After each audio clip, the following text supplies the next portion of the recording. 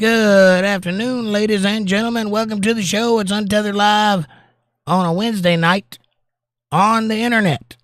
Strangely enough, I don't know if it's going to last, but it's here for now. All right. How are things going out there in the world? We had a nice little thunderstorm tonight. Cooled everything down quite nicely. Still muggy, but it was like 130 degrees before it rained, and now it's like 115, so it's better. What's going on out there? Amanda says, hi, Untethered Live family. Good to see you all. Happy hump day. Hi, Jake. How are you tonight? Fantastic. Can't complain. If I did complain, it would be too much. Patty says, hello, people. Hello, Patty. You get the gold star tonight for being first in chat. How about that? Amanda says, here's your gold star. And hi, Patty. Patty says, I thought I was jacked. You on the wrong channel. Nope, I'm on the right one. Pretty sure I am. Who's jacked? And why is he on my channel? Or why not? What do you mean? I'm confused. I'm lost. I don't know much, but I know I love you. Old Aaron Neville. Missed that guy. Is that guy still alive? I don't even know. I haven't heard anything from him in 30 years. He was kicking around like in the early 2000s. I saw him occasionally, I think. Seemed like I did.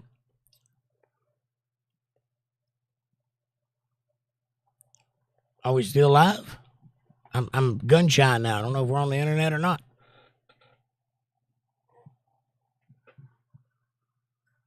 Okay.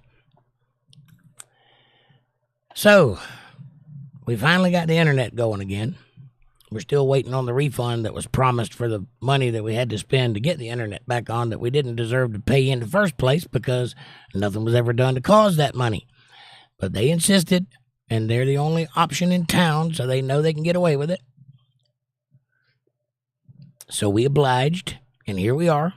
Hopefully it'll last. I haven't done the speed test yet because I haven't had a lot of time. I just got home and had to do some housekeeping on my equipment, and then I took a little nap, and here I am. Otherwise, pretty good day. What about you, Patty? What are you up to today?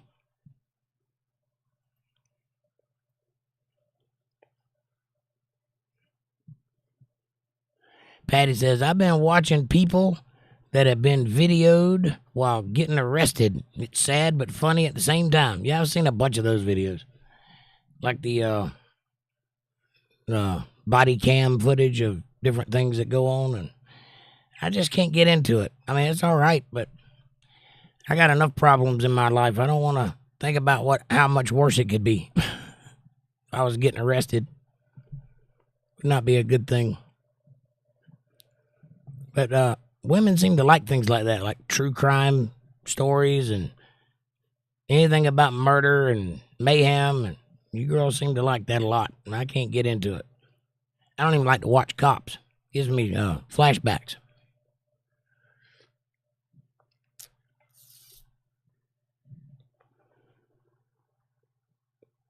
What were they getting arrested for?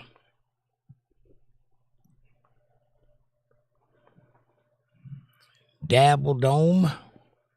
Dab will dome. Baba da booba. Your turn. Dab will dome. Patty's in an unusual mood tonight, I can tell. I got some new toys. I'll show them to you in a minute.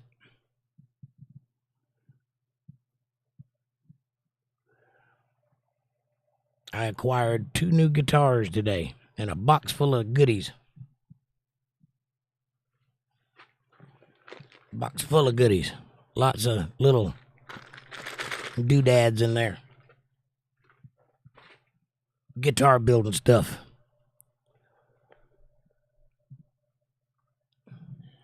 Oh, a little dabble do you. A dabble do you. A dabble do me. I see now. That makes more sense than dab will dome. A dab will do me. Got it. Well, yeah, a little dabble do you, but a whack'll willy you right along. I prefer a smush or smear. Dabs are fine, but I'm all about the smear, you know what I'm saying? It's a nice hot cup of coffee I got there. Don't you want to have a cup of coffee with me, Patty? If so, go to the kitchen, pour yourself a nice hot cup of coffee, and let's get to talking about something. If you don't have a cup, though, you can get one in the description below. I recommend the first one. It does have my face on it. It is fantastic. Also, right beside it, there are some stainless steel tumblers with locking lids and the Untethered Live Bible Study logo on the front. All the platforms on the back. It's a beautiful cup. It looks great on your coffee table. Holds your coffee hot for hours. And if you chuck it at somebody, it'll leave a mark. Get one while supplies last. Also, like, subscribe, share, support, join, and super chats are available in the chat box. If you want to show a little love, if you want to get a little crazy, and you can do that over there, or hit that Cash App, $JakeJohnsonband. I appreciate that very much. And one final thing, if you would like to have a place that's all yours, that you can go outside of the YouTuberverse and hang out with all your friends and get to know one another that aren't your friends and share pictures, videos, texts, and chats, you can do that at facebook.com/UntetheredLiveFamily. It's all one word. The link is in the chat, and I recommend you check it out. It's free. And I appreciate your patronage. And now, back to the previously stuttering conversation. So, yeah, a dab and a smear, but most definitely a wipe. Wipe will do it better than a dab will, I think. What do you think?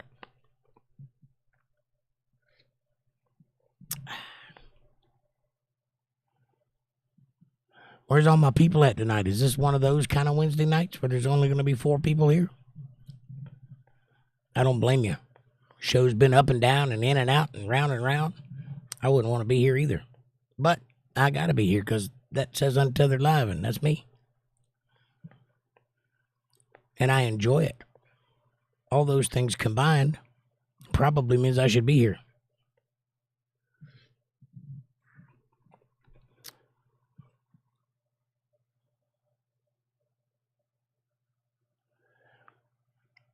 It's kind of windy outside. I can hear the wind pummeling against the side of my house. And on the way home today, I was following dust devils all the way home.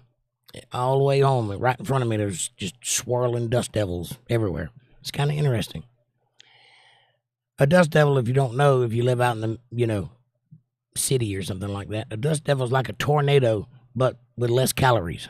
It doesn't do anything. It's not very strong. It's like the little tornado that almost could. It's a tornado. It has all the hallmarks. It's made out of wind. It swirls around. It goes through town. It just doesn't do anything. It's like a weak little wimpy tornado. Dust devil. There's big ones and little ones. And there's water spouts. That's a different kind of dust devil. That one isn't made of dust. It's made of water. That's why they call it a water spout and not a dust devil. But the dust devils are interesting. They seem to have a personality. They kind of play out in the field. You ever watch them? They don't have a personality, but it seems like they do. It's very easy to anthropomorphize them and make them little characters. I have no idea what I'm talking about. There's just nobody here, and I need to keep the noise moving. Patty's here, but nobody else. Patty? I should have thought about this before I hid them behind the green screen.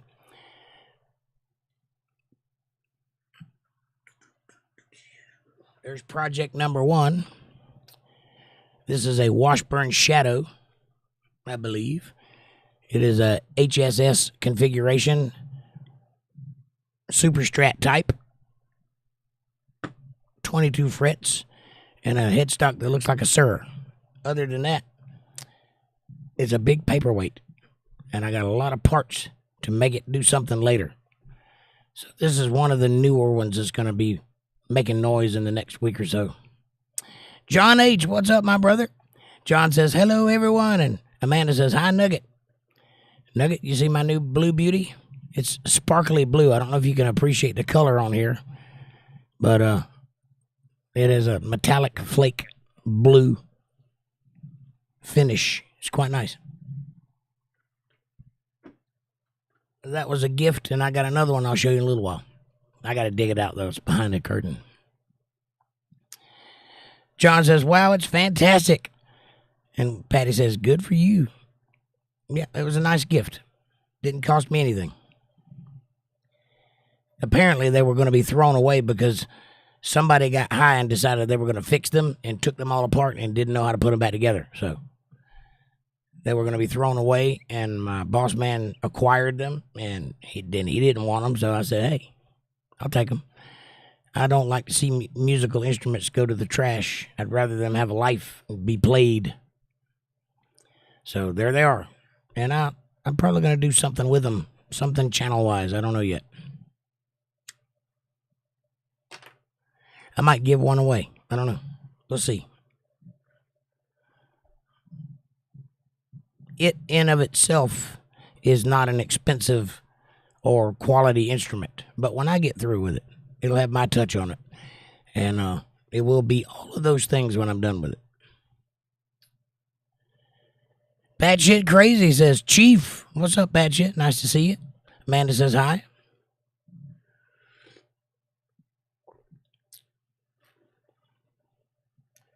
Girl, you really got me now. You got me so I don't know what I'm doing. Oh, yeah. What you up to, Bat?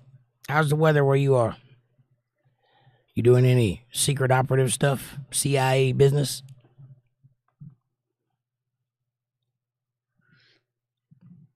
It's a Wednesday. It's a weird, wacky, wild Wednesday. There's a strange vibe in the air. You feel it? I feel it. That might be indigestion, but it might be something else.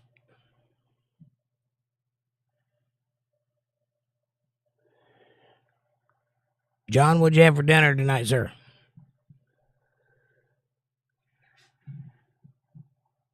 I had McDonald's because I'm special.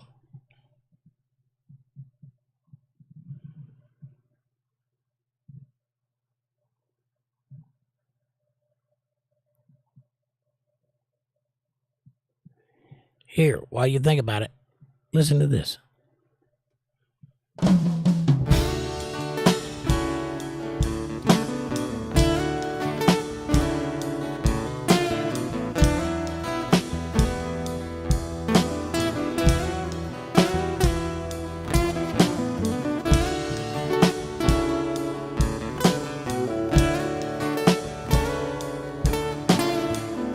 Moonlit skies and fireworks.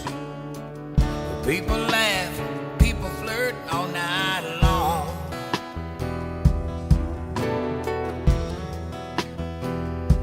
But I just stay.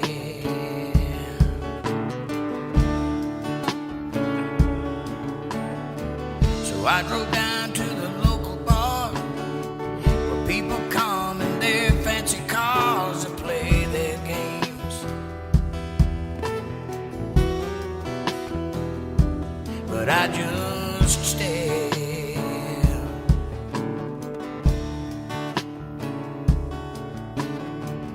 Then I saw you sitting there, all alone in that empty chair right next to you.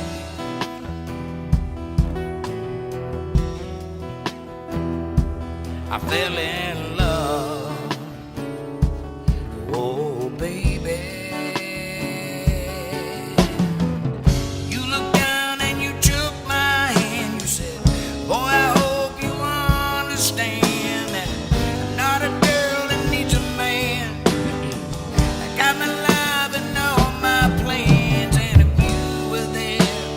Just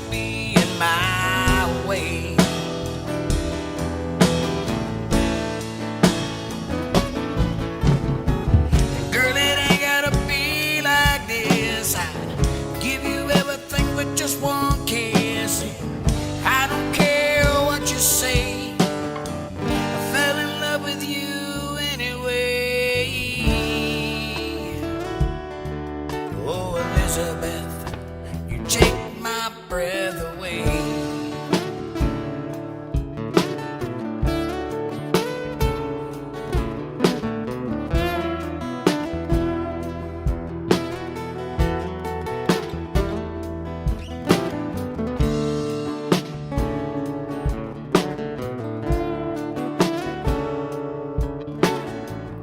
At that bar where we first met you, thank you, smiled at me and my palms got wet, and you just looked away.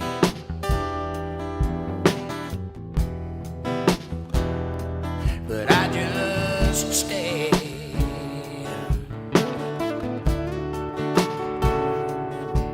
You said, been in love and it never works. I always end up getting hurt, and I ain't doing that no more. There ain't no way. Oh no, no, no, no. You stood up to say goodbye, grabbed your hand with a tear in my eye, and I just walked away.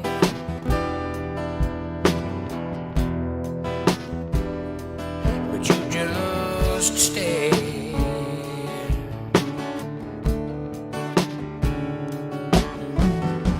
But you looked down and you took my hand and said, boy, I hope you understand that I'm not a girl that needs a man. I got my life and all my plans, and if you were there, you'd just be in my way.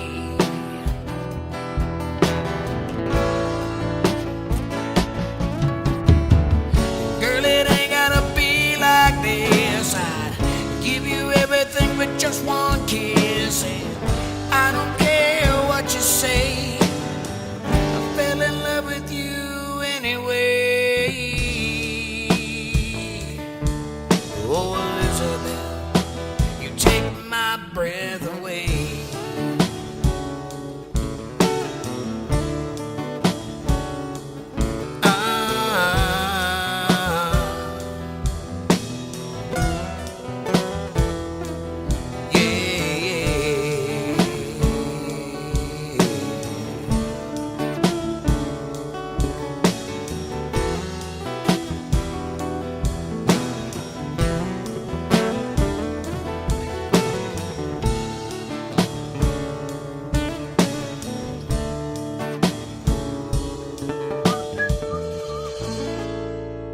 Oh, yeah. Nice little song from Jake Johnson called Elizabeth. I hope you enjoyed it. John says, I had burgers, in cheese, and eggs. I don't know what in cheese is. Must be a British thing. We just have cheese and slices. And Patty said, I had KFC livers and sandwich. Yuck. Sounds delicious. I like it. And Patty says, hi, Miss Amanda.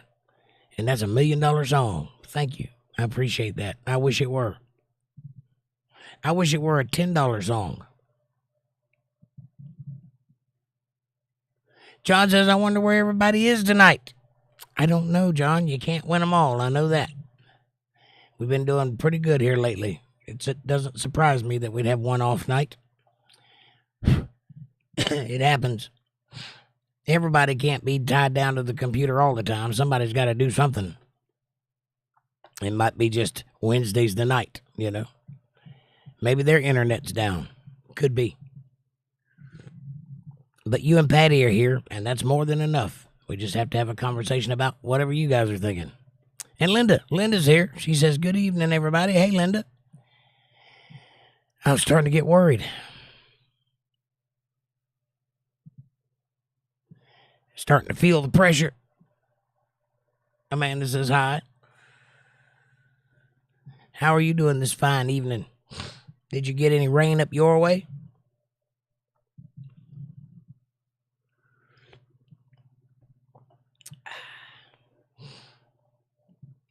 It's been quite stormy here this afternoon. On my way home, I couldn't hardly see anything, and then it was just calm, and then there was dust devils. John says, good to tea. good to see you. I think that's what he meant to say. Linda.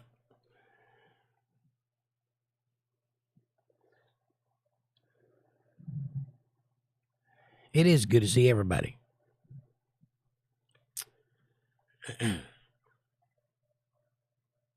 I am so glad to have the internet back on. Phone's playing it up. I hear you. It happens.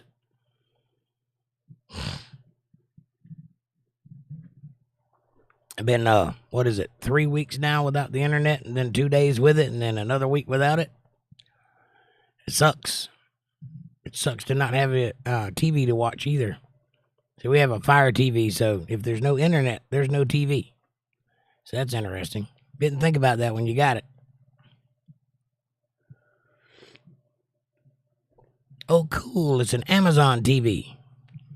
Gotta have Amazon to watch TV. Linda says, it got really windy and took down a large tree limb, but only rained for about 5 minutes. So now it's hot and muggy. Yeah, it got really windy here, and then it rained probably 10 minutes. It wasn't long, but it was a stormy kind of rain, like real hard. And then just, I guess it's drizzling now. I hadn't been outside, but it's just how it goes. Come a storm, and then it goes away. But it didn't stay hot. It cooled off like 10 degrees, so that's good. Angela's here. She says, hello, all. Hey, Angela, how are you, sweetie? How's the world treating you, honey? Hope it's doing good.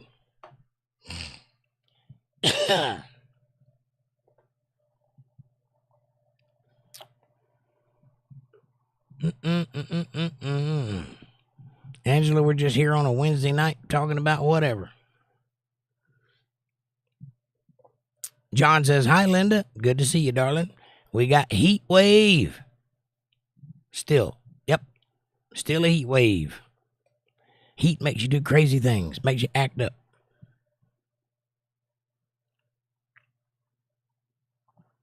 Cops in Louisiana and Georgia tell you that their busiest nights are on the hottest nights because heat makes people go wild. Makes them do crazy things. Angela says, I'm still celebrating my birthday. I got a cotton candy flavored cake from Mike today. Nice. Well, happy birthday, Angela. I would ask what a cotton candy cake tastes like, but I'm guessing cotton candy.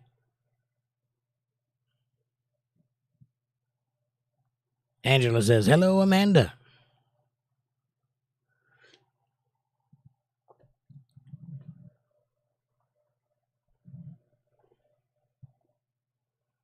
Linda says, hi, Nugget. I missed you the other night, and I was a little worried about you.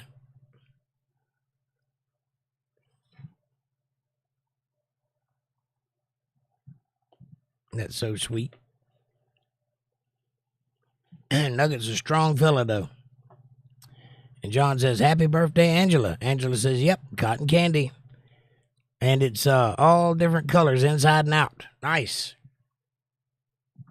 I bet that is special. Has Mike been on before? Angela says, thank you, John. I think we had somebody else last year that came on regular that had a husband named Mike. I don't think it was you, though. I think it was somebody else. Kendra Wood. Kendra and Mike. I think that's who it was. So we hadn't met your Mike. I don't think. Nope, Mike is my ex, and I take care of him. Oh, well, that's very nice of you. I'm sure he appreciates it.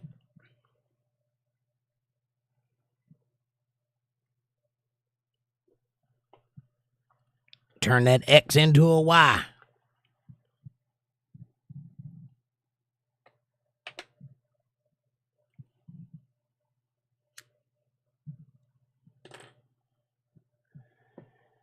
Oh, it's so hot.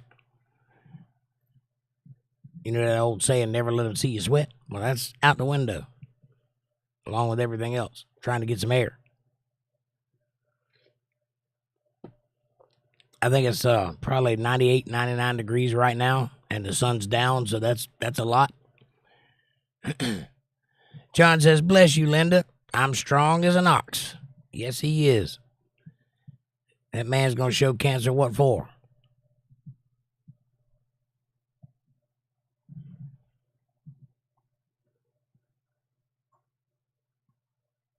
I wonder where Aaron's at tonight, if he's with his lady or not.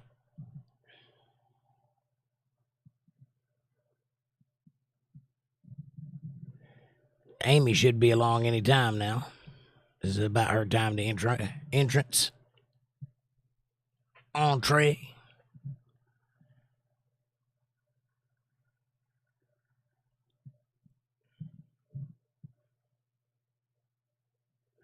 We had the old McDonald's trick tonight. We got the old double McDoubles and the McChickens and the fries. It's a lazy day. No cooking today.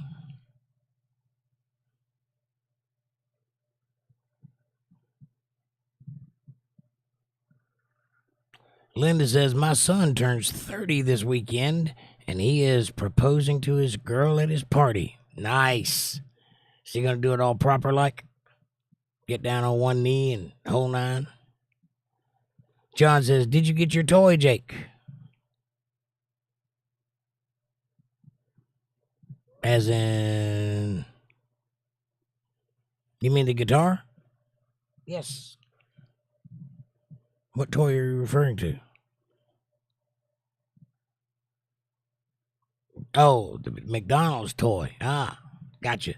No, we didn't do the Happy Meal, but I should have thought about that. Next time I go to McDonald's, that's absolutely what I'm going to do. Get the Happy Meal toy. What? What? Yeah, I got it. I need a Happy Meal toy. I hadn't had one of those since I was like 5. I don't even know what they give out anymore. They used to give pretty good toys. You remember when McDonald's used to, if you went like every day, you could get a different glass every day? It's an actual glass with something printed on it. You get a whole set of them. That's pretty cool. They don't do that anymore.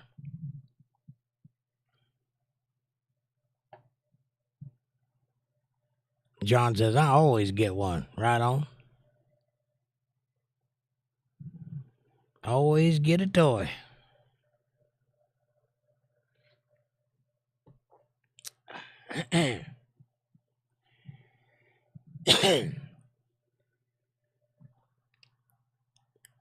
I'm kind of approaching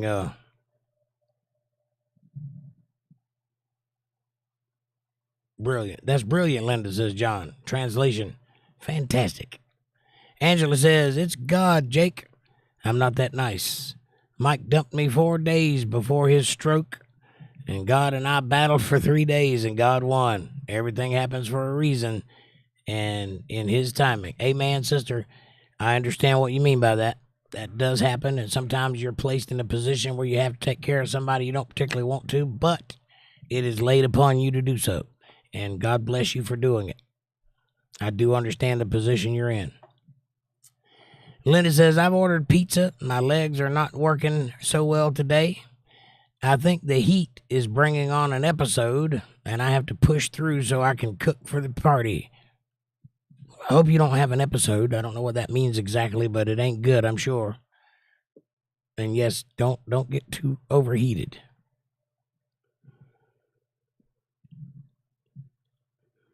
Nonetheless, though, I hope that she says yes, and I hope they have a wonderful life together. That's beautiful.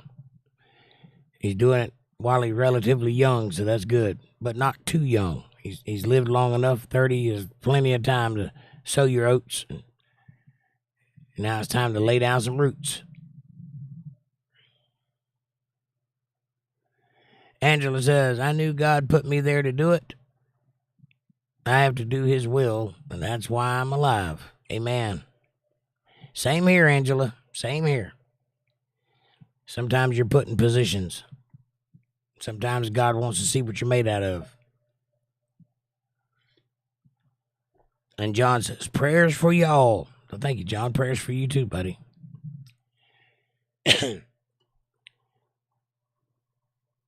But it takes a special person, Angela, to answer that call and show up for work.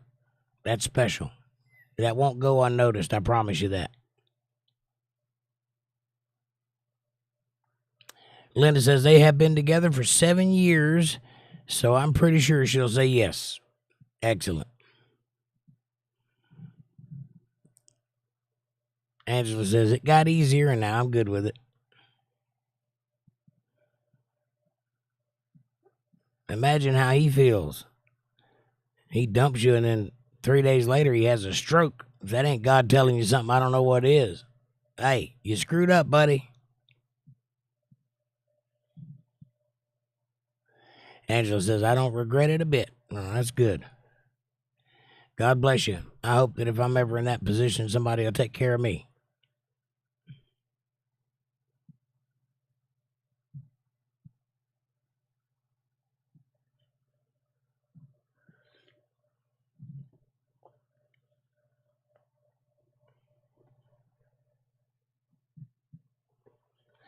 That's a hard world to live in, though. John H. says, no wonder why I was cooking left. Well, no wonder why I was cooking. I left the oven on for hours. Old age. Yeah, that'll heat you up, John. Turn the oven off and turn the air on. Could you imagine today having the oven on? Jesus. Where I work, I've got a big old machine over here that dries the T-shirts as I print them, and it reaches about 700 degrees. It's not outside 700 degrees. It's inside, thank God. But it raises the temperature quite a bit inside the building. And working next to that thing all day, that'll get you sweaty.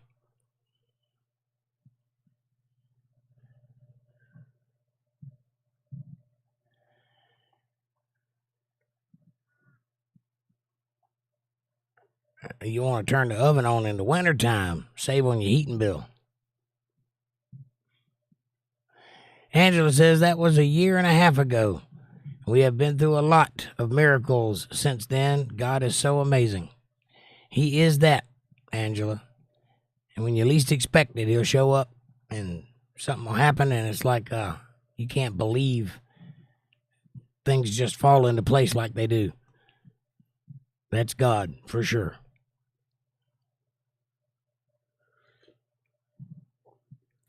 Sometimes when things are so hard, you think there's no way out, and then all of a sudden, poof, it's just everything falls into place. That's a beautiful time right there.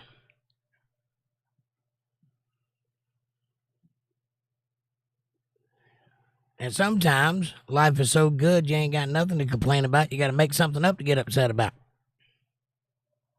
Sometimes that be happening too.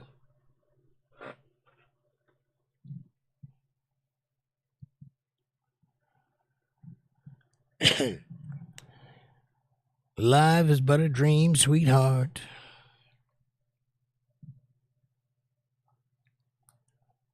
Well, the most important thing I think all of us can consider is that you got to keep putting one foot in front of the other no matter what happens, good or bad.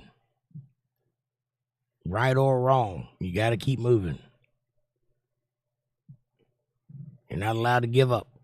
Not allowed to quit. That's a good cup of coffee.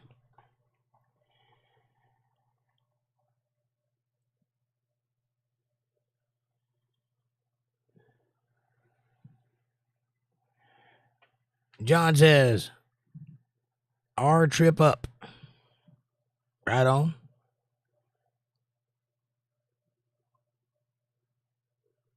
I don't have any idea what that means. Patty says, can do type people. That's right, can do type people. Have to do type people. Doesn't matter if you can or not, you still got to do it. That's why I use the old expression, never mind the mule, just load the wagon. Doesn't matter whether I can do it or not, just keep it coming. It's going to get done one way or the other. That's the one thing about life you can be sure of. It's going to keep plugging along. Even if you sit down and throw your hands up, it's just going to keep moving. The best thing you can do is try to keep up with it.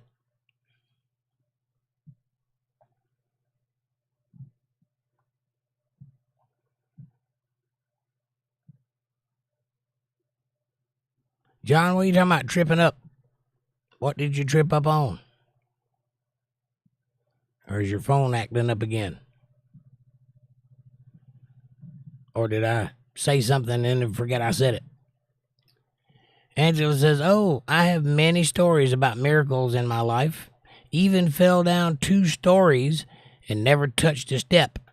I landed facing the steps, and angels grabbed me and dropped me 3 feet from the ground.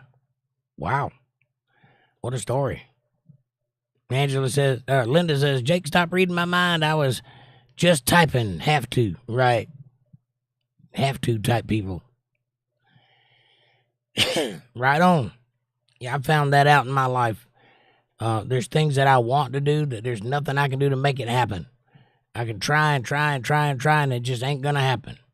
And then there's things that I'm not even aware of that just happen, and I just have to deal with it as it comes. And then there's things that I don't want to do, that no matter how bad I don't want to do it, it needs to get done. So I have to do it one way or the other. I found that life is a series of compromises and getting one thing done after another. It never really stops. And no isn't really an answer.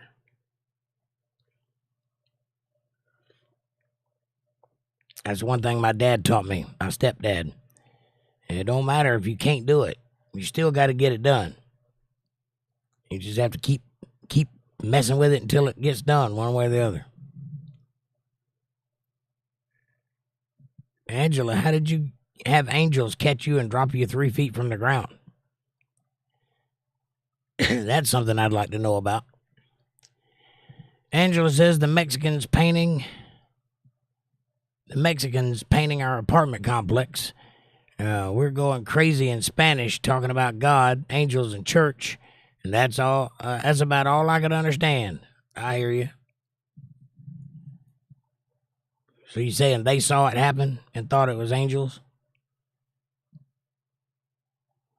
I don't know that I've ever experienced an angel or anything like that in person. I've had a couple of brushes with things that I consider to be evil, but I don't know if it was actually evil or just my interpretation of what was going on. I don't think I've ever had a supernatural experience. Rich S says hi. What's up, Rich? Hi. How you doing out there in the heat?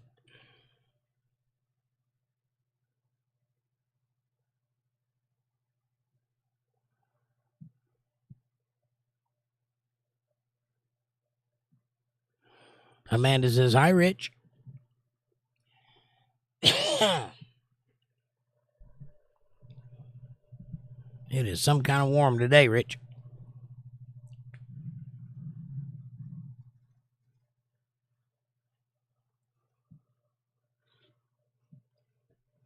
Rich says, last day of the heat wave. Back to normal tomorrow for a week. I don't know what normal is. Linda says, I made a promise to myself that I wouldn't give up and that I wouldn't give in or complain unless I hurt in more than 6 places. I do what I need to do. Right on. I feel like no matter how bad I hurt, I have responsibilities and I have to do those things. It doesn't matter how I feel about it. Rich says 72 to 85 for a while. Well, I guess that's normal. Normal-ish. I guess it all depends on the humidity, really.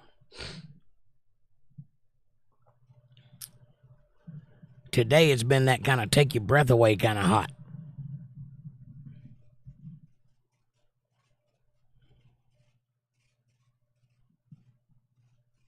Cook your brain kind of hot. Mine's kind of frazzled tonight anyway. Angela says, I said, oh God, when I fell forwards and shut my eyes, and the next thing, I felt like I was just dropped on my butt and I opened my eyes and I was facing the steps. I saw nothing. I just felt like I was caught, turned, and dropped. Caught, turned, and dropped. Well, you might have been. I would have had to have seen that. Patty says, I have never experienced a paranormal, but I do know someone that has and would not lie. Yeah, I've heard the stories of many people that have said they've done it. Now, I've never personally experienced it. And personally, I don't see anything in the Bible that says that's how God operates in the first place. So I don't know that I expect to see any kind of paranormal experience. But I guess to each his own. There are people out there that swear up and down that they have. I don't call them a liar because how could I know, you know? I just have to take their word for it. Angela says, I wish I could have seen it. Right on. John says, I'm going to ring my boss in the morning to see if I can go back to work. I need freedom. Right on, brother. I hope you can go back to work. That'd be awesome. Rich S says, my favorite holiday of the year coming. What's that? What's your favorite holiday? 4th of July? I'm guessing by the firework. Patty says, but I think it is possible. Yeah, I think it's possible, sure. God is a spirit, so there is a spiritual world. Sure, it's possible that it can interact with this one. I just haven't personally experienced it myself. But I haven't flown a plane either, and I'm aware they exist. So, you know, it's that kind of thing.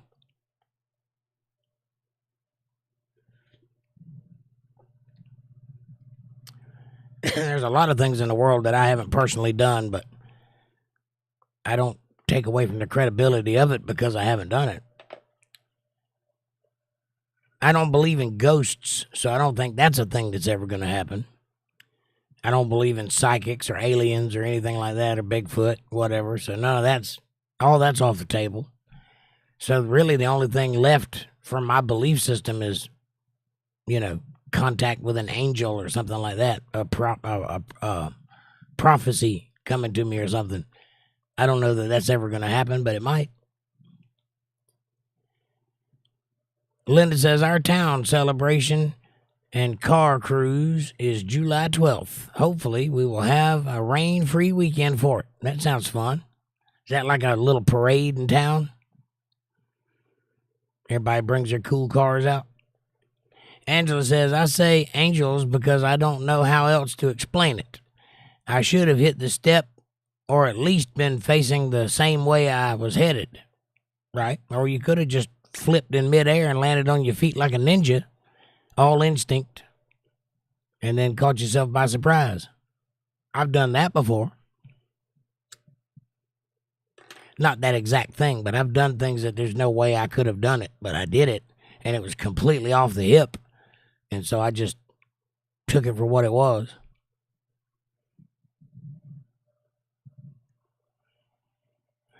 One time I was driving a car, had a little donut on the back of it, and I was coming around a little lake in town. It's a little tiny lake, and the road went all the way around it. But you come over a hill and then around. So it's like a race car bank right there. And as I was going down the hill and around that curve, my back tire blew and the car went into a spin. And there was cars coming in both directions around this lake. And I spun 360 3 times in between cars, and then stopped on the same side of the road I was started on and was heading in the same direction I was driving and never stopped. 360s and just kept right on going. I did not do that. That was all reflex or circumstance or whatever. It just worked out that way. But if you were watching that, you'd been like, that was supernatural. You know, there's no way a person could have just pulled that off. And I didn't. I was a passenger. It just happened that way. But it was interesting. Linda says, yep, Amanda would love it. Yeah, she loves cars. She'd be all into that.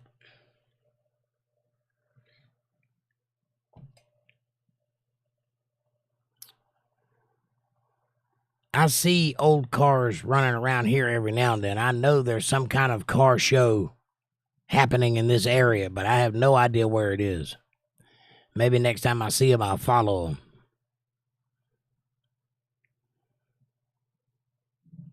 Angela says, I was 2 stories up, and that's a lot of steps. And the back of my flip-flop hit the step above and tripped me. Oh, you were wearing flip-flops. Well, no wonder you fell down 3 flights of steps. You ain't supposed to wear flip-flops. Those things are nasty.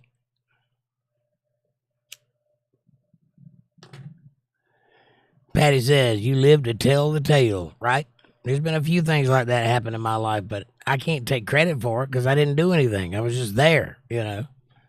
It's just a unique experience, but I don't know if I would call that a paranormal experience. It's just, it worked out that way, you know.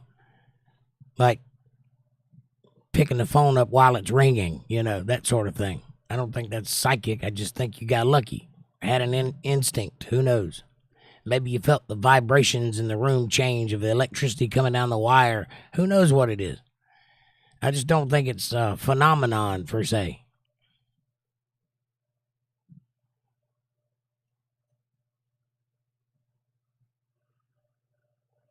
That being said, there's plenty of strange things that happen in the universe that absolutely could be spiritual in nature. But I don't know. It amazes me how many churches claim to have been filled with the Holy Spirit. And I think music and chanting has a lot to do with that. But some of them might actually be filled with the Holy Spirit. I don't know.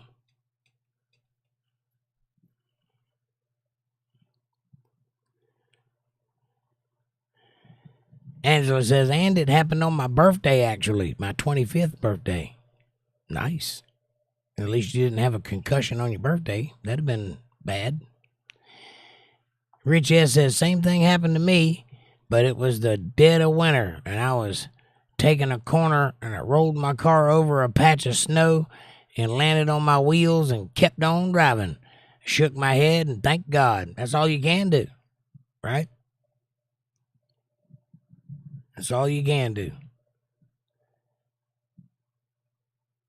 I was driving in a hurricane one time and in a Econoline Ford van, big old Ford van. And I was driving down the road probably about 50 miles an hour. And I come around a curve, and right there in the middle of the road, there was this little white car stopped, but he didn't have brake lights. It was just stopped in the middle of the road. So the time I got close enough to realize he was stopped, I was going to rear end him. There was nothing I could do to stop it. So I just snatched the wheel. I laid my van down on its side in a ditch and slid about 30 feet on the side of my van, hit the cul-de-sac, popped back up on the road and kept on driving. I never even lost speed. Didn't scratch my van. It knocked my mirror in, but that's it. I just slid on the wet grass on the side of my van down in the ditch and then missed that car. And that was not me doing that. I could look back on it and tell you what happened, but I didn't have any consciousness in the moment. It just happened, right? Those kind of things occur. I don't know if that's an angel taking over. I don't know if that's just circumstance, reflexes. There's anything you could call it, but what is it really, you know? And Angela says, yep, Rich, God is amazing. He certainly is. There's a lot of stories like that. That is incredible, says Patty. It was. It was incredible, and I didn't even panic, right? I didn't have time to panic. I panicked later, you know, when I was thinking about it. But in the moment, it was just like driving. I never even left my seat. And the odd thing is, here's what's amazing. I don't wear a seatbelt by any stretch of the imagination. I don't like them. I'm not wearing one. I was wearing one that day. Why? I don't know. I just put it on. Rich says, there's a song by Carrie Underwood called Jesus Take the Wheel, and that's how it feels sometimes. Amen, Rich. Angela says, I'm going to say, Angela, intervene. Angels intervened, sorry. I like to think of it that way. It could be, and that may be so. There is scripture in the Bible that talks about angels that watch you. You know, that you have the face of an angel at some point in your life. I guess you could look at that as a guardian angel. There's some scripture that lends to that. It doesn't outright say that, but there are some scriptures that make you think that's what's going on. So it's entirely possible. And Linda says, I was just thinking of that song too, Rich. Jesus, take the wheel. Yep. I'm riding shotgun.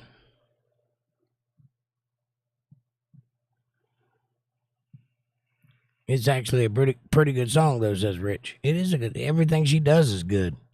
You ever heard her do How Great Thou Art? That's good.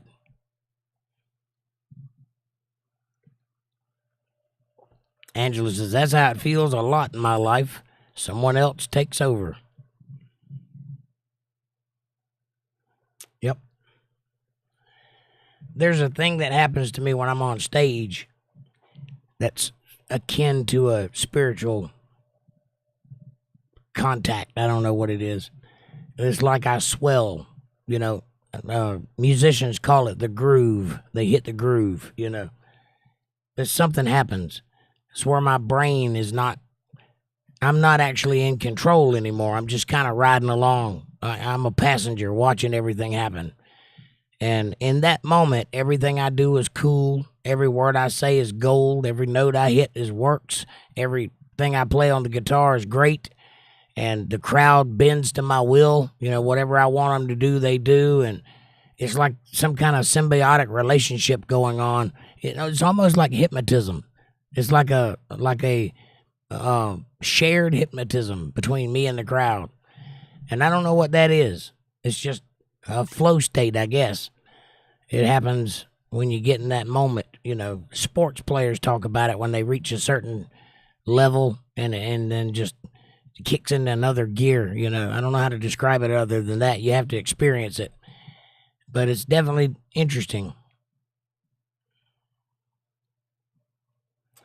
Rich says, oh Lord, my God, when I in awesome wonder consider all the worlds thy hands have made, see the stars, I hear the rolling thunder, thy power throughout the universe displayed. It's a beautiful song.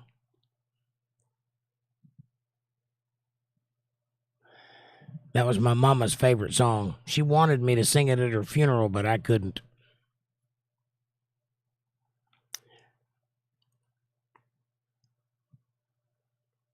Linda says, I was listening to Stevie Nicks and Fleetwood Mac today. Rihanna.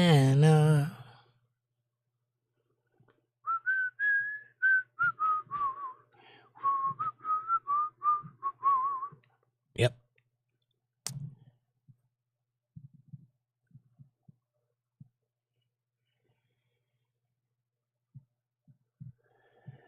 Rich says, let's all sing it. Then sing my soul. I can't hit the notes. Savior God to be. How great thou art. That's a good song. I wish I could hit the notes. I'd sing it for you, but I can't do it right now. Angela says, kind of how when people need advice badly, I can give them the perfect advice and have no idea where that advice came from, but it's perfect for them at the very moment. I can tell you where it comes from. It comes from experience. It's easy to give advice. It's not so easy to follow that advice, though. Johnny says, like the album rumors. Right on. Angela says, I can't hit those notes either, Jake. Well, I used to could. That's the problem. Not so long ago, I could sing that song flawlessly, like Carrie Underwood, but with a male voice. And I can't do it now.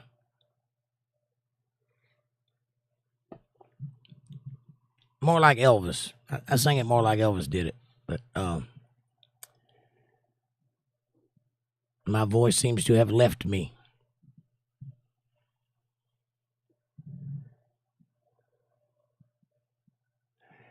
Linda says some good old tunes keeping me company today. Yeah, every now and then I like to listen to that old stuff. I definitely prefer the old stuff than the new stuff, that's for sure. But the new stuff don't have no spirit in it.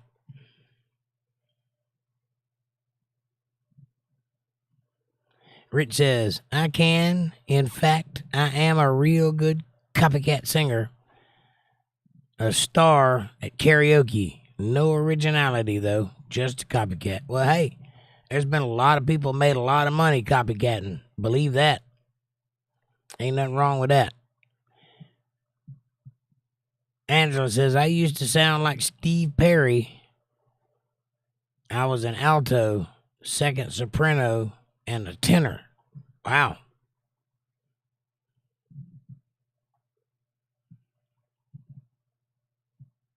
John says, my favorite song from Fleetwood Mac is Gypsy. Right on. Sorry, my eyes are wanting to close up on me. Tired.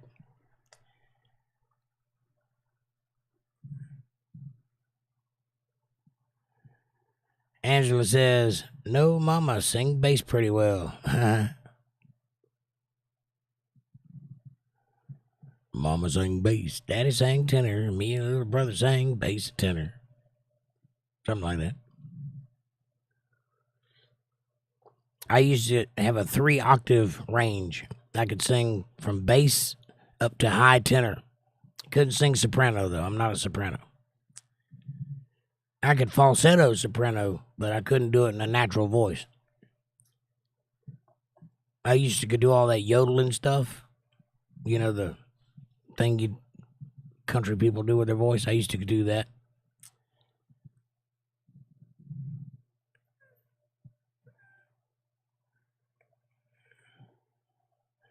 I can still sing low notes, though. I just can't sing any high notes. All of my mid to upper range is gone. There's just nothing there. And I'm not sure I'm going to recover from it, so I might be a talker for the rest of my life. Might have to stop singing entirely. I've already semi-retired.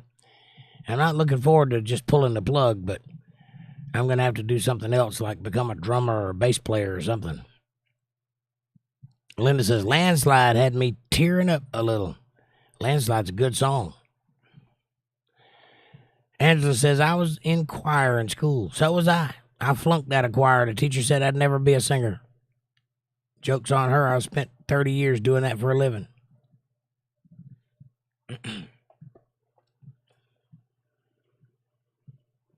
That just goes to show you, though, they don't understand what singing is.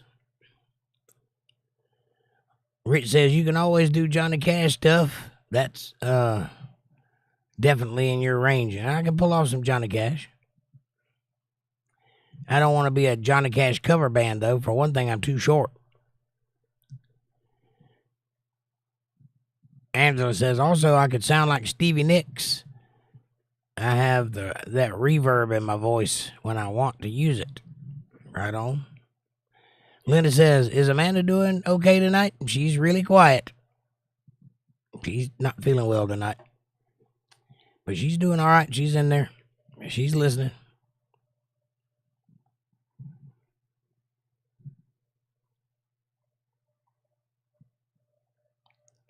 I don't think any of us are feeling real great today.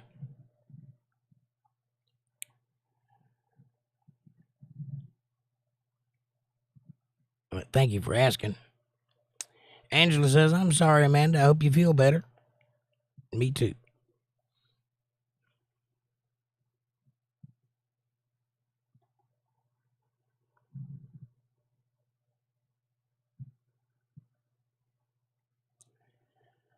Yep, a long time ago I could do all that yodeling.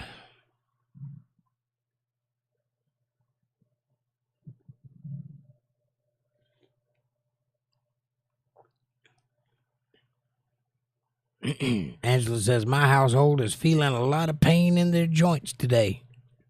Yeah, the weather will do that to you. Amanda says, thanks, Linda and Angela. Patty says, I heard Kid Rock sings Island in the Stream yesterday. Really? I would like to hear that. That seems odd.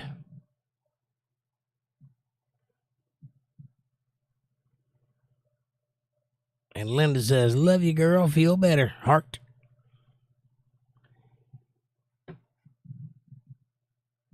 And Amanda says, heart, Linda.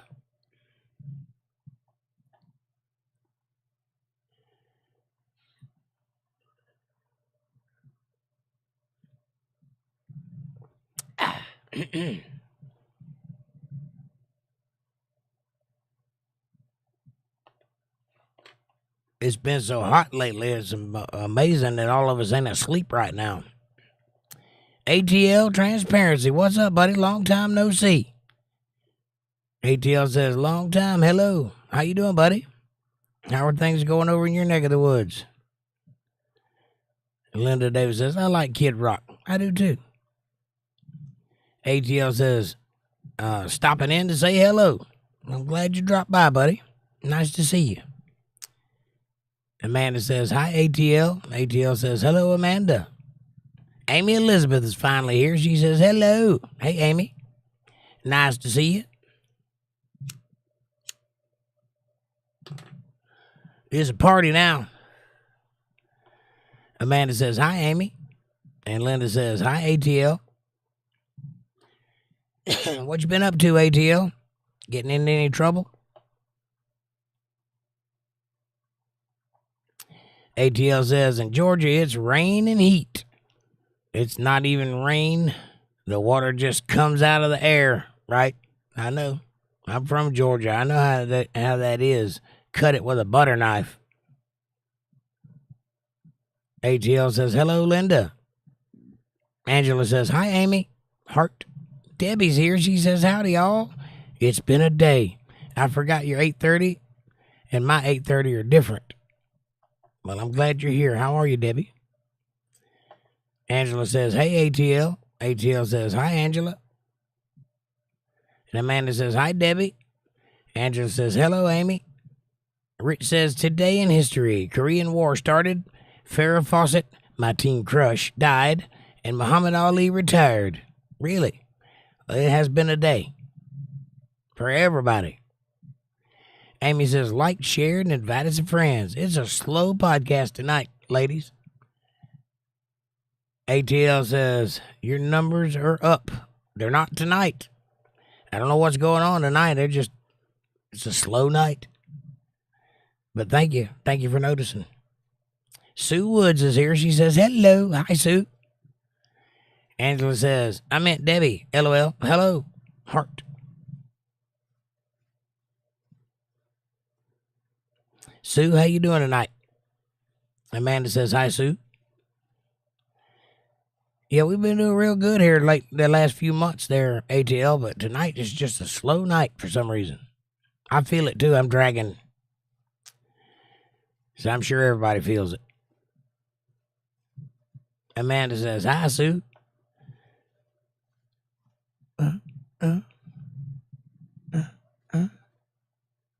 Around Sue, yeah. Angela says, hello, Sue, heart. And Sue says, I saw a plane on fire above me this morning. Really?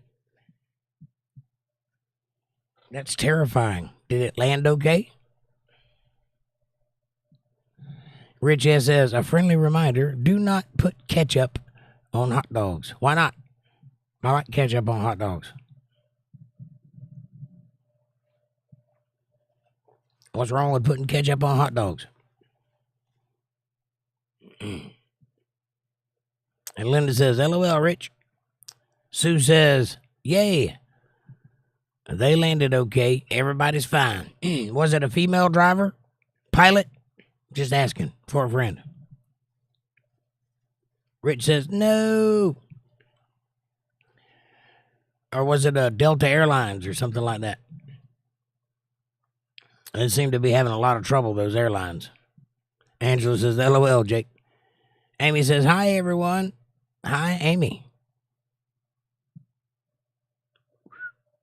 Oh, get your bed. Sue says, I don't know who was the pilot, But it was American Airlines. Yep, that's the one that's been having all the trouble, I think. This is not new. They've been messing up quite regularly lately. I think it was American Airlines that had the plane that landed and then flipped upside down on the runway. That was just a couple weeks ago. Debbie says, note to self, hot dogs need extra ketchup. Yeah, because you don't know what's in that meat. Linda says, hi, Amy. And Patty says, hi, Amy. I was just joking about a female pilot, but American Airlines has been having quite a lot of trouble with their planes in the last few months. Rich says, while it's ultimately a matter of personal preference, many people, especially in certain religions or culinary circles, certain regions or culinary circles, consider ketchup on a hot dog to be faux pas. Well, consider me faux pas then, because I like ketchup on a hot dog. Angela says, LOL, Jake. Sue says, it was a series of loud bangs that shook the house. Wow. That's terrifying. Remind me not to fly anywhere.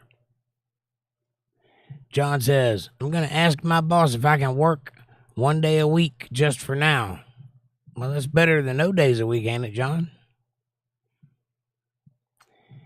Debbie says, I specialize in faux pas. Me too. Amy says, Trump likes ketchup on steak. I agree. I like ketchup on any meat, actually, except chicken. I like hot sauce on chicken, but I can eat ketchup on steak or pork chops or anything like that. Matter of fact, I do a lot of times put ketchup on a pork chop. Rich says, additionally, some traditions, particularly in Chicago, associate ketchup with lower quality hot dogs where it was used to mask the taste of spoiled meat. Well, that's true back in the old days, but ketchup didn't really taste like it does now then either. But they did do that to mask the taste of spoiled meat because they were living through days that didn't have refrigerators. Seems like I read something about that one time. Debbie says, I asked for ketchup in a steakhouse just to see the waiter frown. That's funny. It's your meat. You eat it how you want to eat it, honey. You'll never hear me complain. Angela says, I mix ketchup with Heinz 57 steak sauce for my steak. Why? It's already ketchup. Rich says, plus Dirty Harry said so. Well, now that makes sense. That I can get behind. That's one of those Yankee things, not to put ketchup on a hot dog because everybody below the Mason-Dixon line does. John says, I have ketchup on Sunday roast. Right on.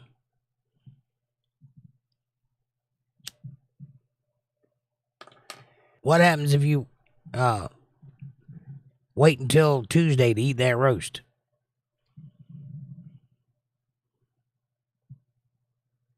Is it still a Sunday roast if you eat it on Tuesday? Angela says, I'm above the Mason-Dixon line.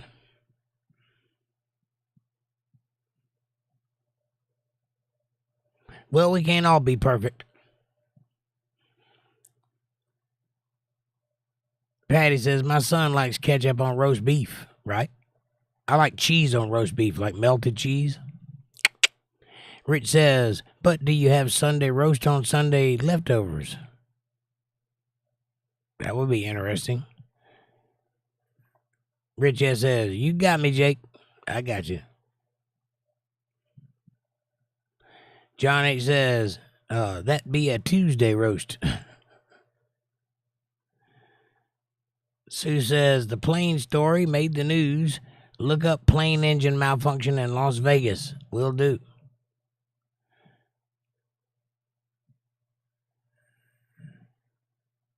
Angela says, LOL, I have lived below the Mason-Dixon line, though. Yep, I'm right below it.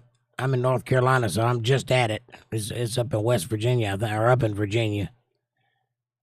I think that's where it's at. I can't remember now. I know I'm below it though.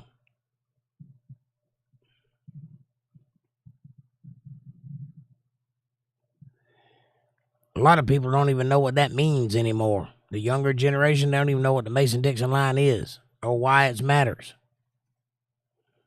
And it don't really matter. It didn't then. It's just a divider, you know.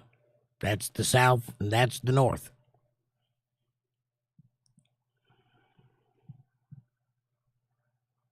Sue says, I hate when the ads play and I miss what you say. I thought it started back where it's left off at. I'm sorry it makes you miss what I'm saying. And I do apologize about that. I don't have any control over where the ads play at. They just play. That's 100% YouTube. But I'll give you an example of why I do that. Ever since this channel has been monetized, I've been pulling in about $500 a month from YouTube. And the reason that works is because the ads, the super chats, the donations, and then the merchandise that gets sold all together. That's a total of everything. This month is the first month since I've monetized this channel that I didn't hit that mark. And the reason I didn't hit that mark is because I lost two very important people that were part of that model. And they disappeared, and that took that with it. Well, here's the thing about the monetization point. If you don't reach a certain number, you don't get paid because there's a minimum. You have to wait till the next month. So when you don't reach that $100 mark, that just rolls over to the next month. You don't get paid that month. So that's why those ads are playing, to keep offset that happening. That did happen this month, but we're hoping it won't happen again. Angela says, I lived in West Virginia, Barbersville, close to Huntington. Right on. I've never lived in West Virginia, but I hear it's lovely. Rich S says, can you have 1 foot on each side of the Mason-Dixon line? You could, but then you'd be a torn individual.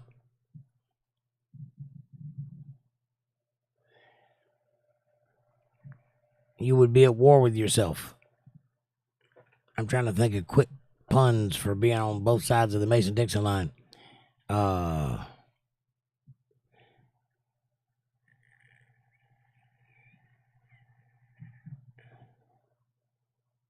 You could be both in the group running from the KKK and in the group chasing the people running from the KKK. I think. I don't know. Amy says, if I lived closer, I'd take that white kitty. I hate cats, but I like that one. That one's already been spoken for. Sorry. She's adorable, isn't she? And Linda says, we used to go down to south of the border to get fireworks. Yep, I've been there a few times. That's an interesting place. I don't think they do much anymore. The last few times I went by there, they seemed like they were closed. I don't know. Amy says, happy belated birthday, Angel Eye. Aw. Do I know why it's called the Mason-Dixon line? Somewhere in the back of my head I do. Angela says, West Virginia is beautiful. I also love Arizona. Our entire country is so gorgeous. It does have its moments. I agree, Angela.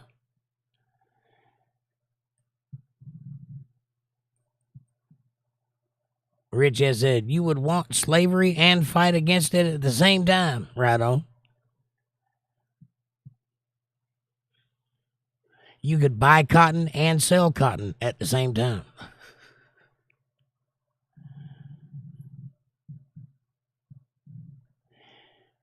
Debbie says, it's a Union Yankee. Amy says, don't spit your Dixon line. Don't split your Dixon line. Right on. Angela says, thank you, Amy, I love you. Oh. Debbie says, fireworks are legal all year in Missouri. Can shoot them off anytime you want. I think they're legal here, too. I had never heard anybody complain about them. John says, we got something like that in Greenwich, London. Greenwich Mean Time line. It ain't like that at all. No, the Greenwich Mean Time line is the divider between something. I can't remember now. I know that's where they keep the units of measurements for time and weights and measures in Greenwich. And that line means something. I just can't remember. I can't call up in my head what it means. It's a dividing line, though. I remember that. I used to know all of this stuff, but it's way back there.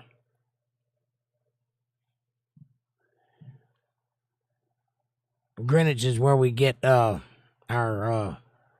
time zones and our calendar and all that is all kept in that area. Weights and measures, what a foot is and what a pound is, all that is standardized there. Linda Davis says, they are probably closed because you can get fireworks all around now. Probably. I don't know. Debbie says, Confederate Yankee is line on line. And Rich S says, weeping at Amy Elizabeth. Why are you weeping at Amy?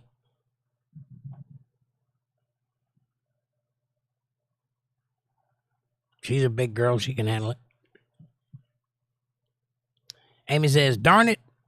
I forgot I had a ballpoint pen in my pocket until I sat down and heard it pop. Oh, no. You better get up and check your pocket because you might have a pocket full of ink. John says, my bad. Get it wrong. No, you didn't get it wrong.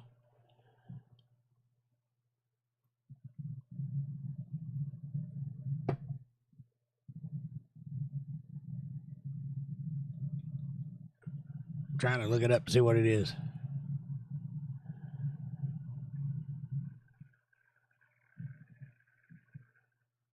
The Greenwich Meridian line. That's what it is. It's the Meridian line, the Prime Meridian. I knew it was something like that.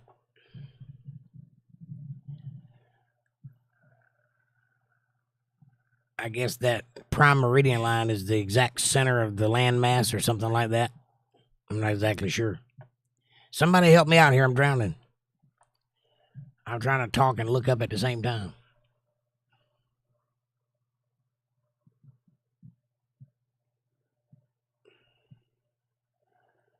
It's a geographical reference that goes right through the Royal Observatory. The Greenwich Meridian is a prime meridian, a geographical reference line that passes through the Royal Observatory, Greenwich in London, England, from 1884 until 1974. Yo, that's when I was born. Of the Greenwich Meridian was the international standard prime meridian, used worldwide for timekeeping and navigation. The modern standard, the IERS reference meridian, is based on the Greenwich Meridian, but it differs slightly from it. The prime meridian, at the time one of many, was first established by Sir George Airy in 1851. In 1883, the International Geodetic Association formally recommended the governments that the meridian through Greenwich be adopted as the international standard prime meridian. In October of the following year, at the invitation of the President of the United States, 41 degrees from 25 nations met in Washington, D.C. in the United States for the International Meridian Conference. This intergovernmental conference selected the meridian passing through Greenwich as the world standard prime meridian. However, France abstained from a vote. They were busy smoking cigarettes and eating baguettes. And French maps continued to use the Paris meridian for several decades. In the 18th century, London lexicographer, Malachi Postlethwaite, what a damn name, Postlethwaite, That's his name, Postlethwaite. Malachi Postlethwaite published the African maps showing the meridian of London intersecting the equator a few degrees west of the later meridian and Akora, Ghana. The plane of the prime meridian contains the local gravity vector and the airy transit instrument with a bunch of coordinates of the Greenwich Observatory. The prime meridian was therefore long symbolized by a brass stripe in the courtyard, now replaced by stainless steel. And since December 1999, it has been marked by a powerful green laser shining north across the London night sky. That's what the Greenwich line is. Bunch of nonsense. Hope that helps.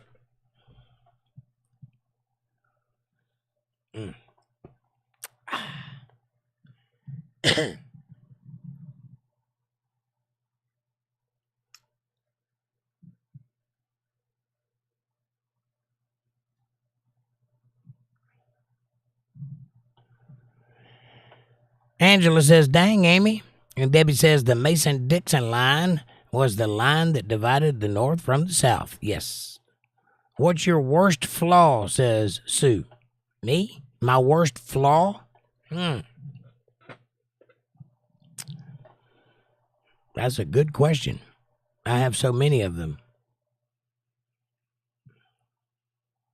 My worst flaw.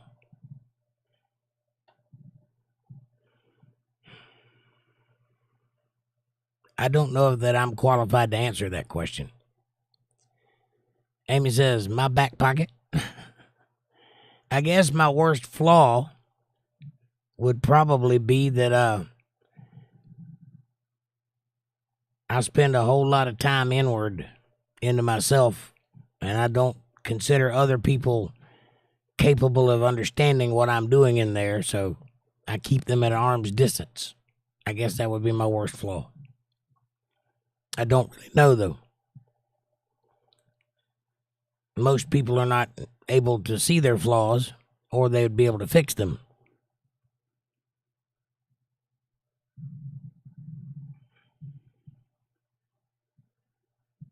Rich S says, I wouldn't mind some South in my mouth right now. I'm with you.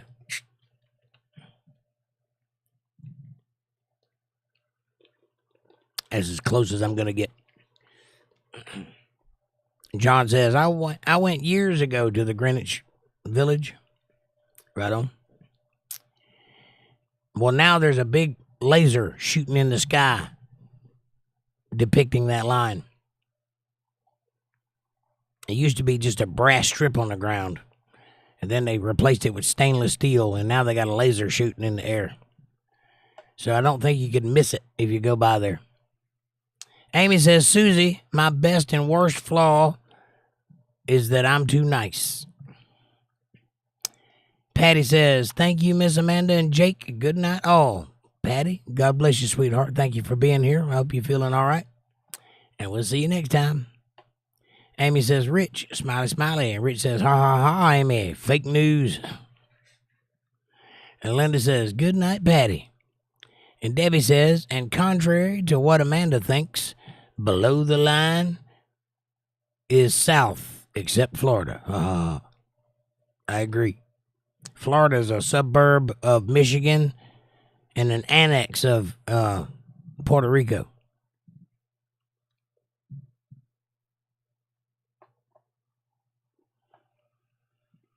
There's a little bit of actual southern right there at the tip, right there around Lake City and the Panhandle in that area, Pensacola. A little bit of Gainesville. But after that, it's just all nonsense. Angela says Virginia, South Carolina, and Georgia is having bad storms right now. I'm watching them in Ryan Hall. Y'all on TV while watching you on my phone. I hear you.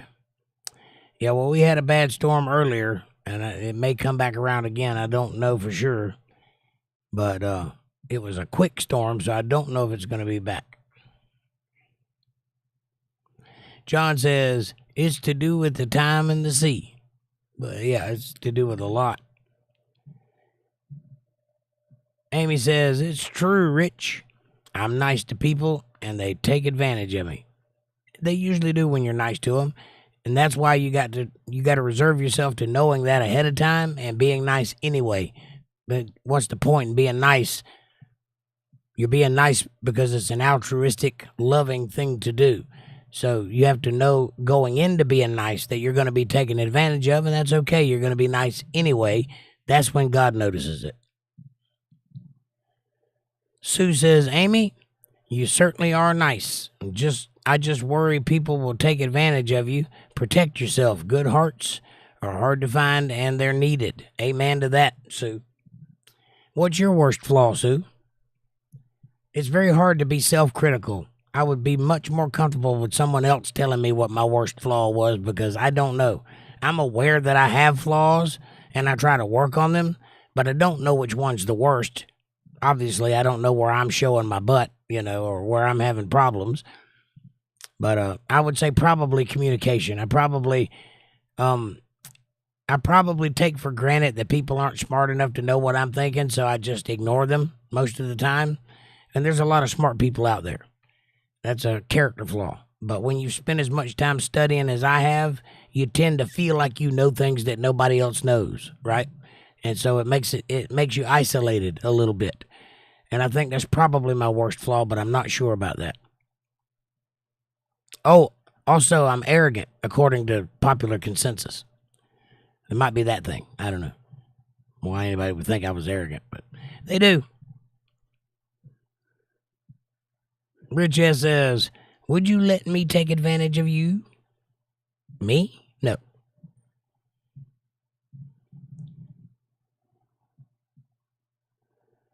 I guess it depends on what you're talking about there, Rich. Angela says, well, on YouTube, on TV, I can't talk to you in chat when I watch you on my TV on YouTube. Right on. Well, I definitely want you talking to me, so watch me on your phone. Amy says, absolutely not. I'm asking God to give me discernment. And I believe he will, Amy. Discernment is an easy gift from God. It doesn't require a lot of effort on your part. All you got to do is open your eyes, close your mouth, and open your ears. That's it. And you'll see things that you never knew were there. Rich S says, see? So you are not as nice as I thought. Who, me? No. Whoever told you I was nice? I'm mean as a rattlesnake, serious as a heart attack. Don't you know that? Amy says, shaking my head.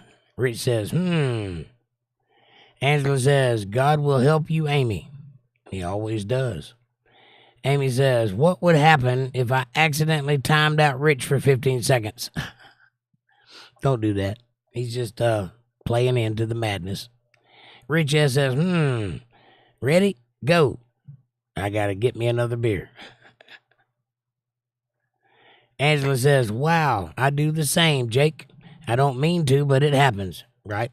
Yeah, I'm not intentionally trying to be mean. I just assume that the people around me can't understand what I'm thinking or go that deep into thought. So I just don't ever tell anybody that's going on, I try to separate myself from people. And I know that's not true. Everybody is capable of thought. I just do a lot of it. That's all. April Rain's here. She says, hi, Jake and Amanda. Much love. Good to see you. Hey, darling. Nice to see you. I hope you're feeling well today. Sue says, I'm going to mop my floor, but I'm still listening. Oh, no. You can't get off that easy. You asked me what my worst flaw was, and I opened up. Now, you got to do it back. You can't just quit like that. Come in with something so personal and then just, see ya. Linda says, hi, beautiful April Rain, heart. April says, hi, Amy, Angela, Patty, much love. April says, hi, Linda, lovely, good to see you. Angela says, hello, April. And Amy says, hi, April, honey. Rich says, my crush is here. Hi, April Rain. You might be in luck there, Rich. April says, hi, Rich and Sue. Good to see you. Hi, Amy. How are you? And all. I think you got everybody. April says, oh, hi, Rich. LOL. You have a crush, really? Amy says, today at work, the police were here training the cadets how to do field sobriety tests. I was good. I almost put them through a test of my own. Nice. You probably should have. Debbie says, I don't have any bad traits. Is that a bad trait? Yes. Yes, that's a bad trait.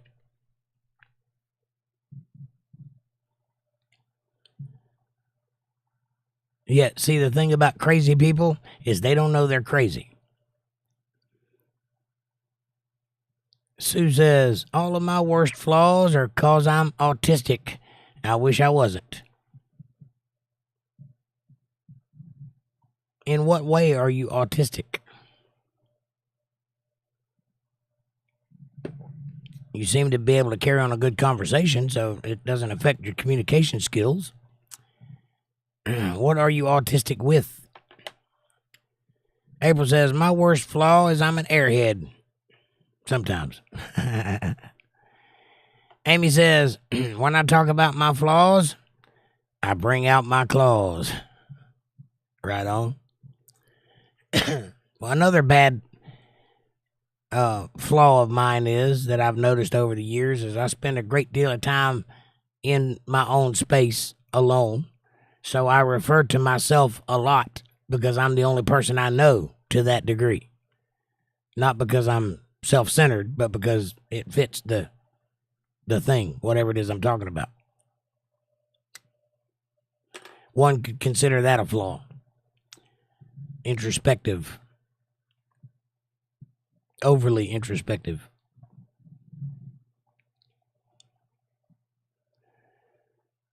April says, LOL, Amy. And no, don't. He's got a crush on me. Oh. Yeah, don't time him out. He's got a crush on April. Angela says, my brain is ADD. My brain is multiplication tables and division, long division. I usually know the end of someone's story midway through because my mind has already been through every scenario of an ending to the story, so I zone out or interrupt. Yeah, I go through that too. April says, I've been busy moving stuff. Ugh. That's a good thing to do is stay busy, April. Staying busy will keep the demons away. Angela says, I don't mean to, but my mind goes on too many other thoughts of my own before they are through. I understand. My boss has been helping me with that. He doesn't even know it. My boss is a storyteller. He loves to talk. So much so that you can't get a word in edgewise, but he'll drag things out with the he said and the she said and the and you know, he just, you know that guy on Office Space? Did you get the memo? You remember that guy? That's him. He drags out every conversation like that, and you just have to sit there and listen. And I already know the end of the story, and he's still setting up the story. And I'm like, I got it. Can we get to the point already? Can we move on? And you know, I just have to sit and listen. So he's teaching me patience on a big way. Yes. April says, LOL, Jake, Amanda, how are you? And how's the puppy? We're doing good, and the puppy's doing good. She's out there on the front porch right now, lapping it up. The lap of luxury. Sue says, try talking to me in person. I'd be glad to. Anytime. I'm a good conversationalist. I love to talk. April says, hi, Debbie and Sue. And April says, Amy, thumbs up and smiley face. Amy says, Sue is a sweetheart, but she's neurodivergent. So am I. Is that what the kids are calling it these days? What does that mean exactly? I take it to mean that my brain doesn't work like yours does. That's what I think neurodivergent means. there's another way to describe it. Do you remember back in the 80s, they had this little pen that you could buy that had 4 little switches on the top, a green one, a blue one, a yellow one, and a black one, and you could push them all 4 down at the same time, and 4 heads would come out the bottom of the pen, and you could write with 4 lines. Remember that? If you'll take that thing and get 16 of them and put a rubber band around them, and then shove all of those little pen heads down and hold it like this on a piece of paper, and then start scribbling as furiously as you can, just as hard as you can go for an hour. That's what my brain looks like on a daily basis from daylight till dark. It never stops. It's maddening. That's what I mean by neurodivergent. What do you mean by it? Debbie says, I don't think I am crazy, so that means I'm crazy. LOL. Well, crazy people don't know they're crazy. They don't doubt their sanity. If you doubt your sanity, chances are you're not crazy. I know it sounds counterintuitive, but it really is. If you think you're sane, you're probably the crazy one. April says, LOL, Debbie. Amy says, and that makes Sue a sweet person, but different. She's sensitive. Well, Sue, if you ever get to meet me or talk to me in any way, shape, or form, or if you spend any great deal of time on this podcast, understand that I am the opposite of sensitive. And if I say something that hurts your feelings, tell me, because I won't pick up on it, and I don't mean it. I talk, whatever comes in my mind comes out of my head, but I don't associate social cues very well. So I have a tendency to upset people and not know it. So if that happens, you being sensitive, I want you to tell me. Give me that courtesy so that I can apologize before you get mad at me. Because I may not pick up on that I said something insensitive. I'm not used to being around sensitive people, and I'm not very good at it. I don't mean anything by it. So if that happens, allow me the courtesy of being able to solve it before you get upset. If that makes any sense. Sue says, Amy has seen me on camera and on live podcasts, and she and the host defended me when someone said I looked high. I wasn't. Amy said she recognized how I am on camera. I got you. Yeah, I get that a lot too. April says, yeah, LOL, Jake. Right on. Amy says, yep, remember Susie. Or I remember Susie. Yep. April says, everyone is crazy, LOL. Not everybody. Sue says, a lot of autistic people can communicate fine online, but not live. I understand. I think, and I'm not sure about this, I don't have any diagnoses, but I think I'm a sociopath that just doesn't happen to want to kill anybody. Because I don't pick up on social cues like other people do. And I don't notice when things are going in the wrong way, right? To me, it's just every day. People are just people. They do what they do, and I just try to navigate through them, you know. Occasionally, though, and it's like a clock you can set a clock, it's eventually going to ring. People are going to get angry at me, and I don't have any idea why. I've yet to figure it out. So I think I just don't see it when I probably should leave something alone or go another direction or whatever. I just don't see it. So that could be one of my worst flaws. I don't know. April says, Amy, big words. Neurodivergent is a big word. Angela says, oh, Lord, Jake, that would drive me nuts. Mike does the same thing. I literally just walk away while he is talking and then come back when he is through. You mean what my boss does? It's hard. It's hard. Because, honest to God, when he sets up the story, when he first starts talking about whatever it is, I got it right then. I got the whole story. I know you did this. I know he did that. I know where this is going to end up. I know what you did to stop it. I know the funny part. Then now I got to sit here and go through the whole thing slowly as he tells me and unfolds and details every little aspect of what's going on in the room and who said what and where they were sitting. And I'm like, dude, can we just skip to the part where you tell me the punchline? I got the rest of it, you know. But teaching me patience. I guess I need that if I'm going to be a pastor. It's not like you can chase me down to listen, right? April says, you got that right, Amy.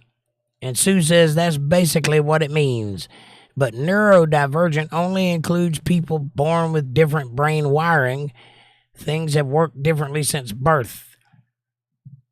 Amy says Jake's brain is a natural spinal graph. I don't know what a spinal graph is, but I'll take your word for it. It's something. It's not normal, I know that.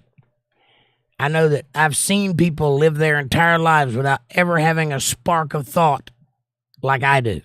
Not once. Like I'm not sure they're even thinking when they're quiet. I have what's called an inner monologue, and there's two levels of it. There's the level I hear, and then there's a level that's working when I'm not. And I don't know what that means. I originally thought everybody was like that, but apparently not. Angela says, that's my brain too. It's a scrambled mess, but I understand it. My brain can function without me being there. Like there's a part of my brain that goes off and works on things when I'm not conscious of it. I know that because it comes back with the answer. So obviously it was working on it when I wasn't thinking about it. So if I don't know an answer, I just have to wait and it'll eventually come back to me. April says, I hate that too, repeating myself again and again or hearing the word, I understand, ugh.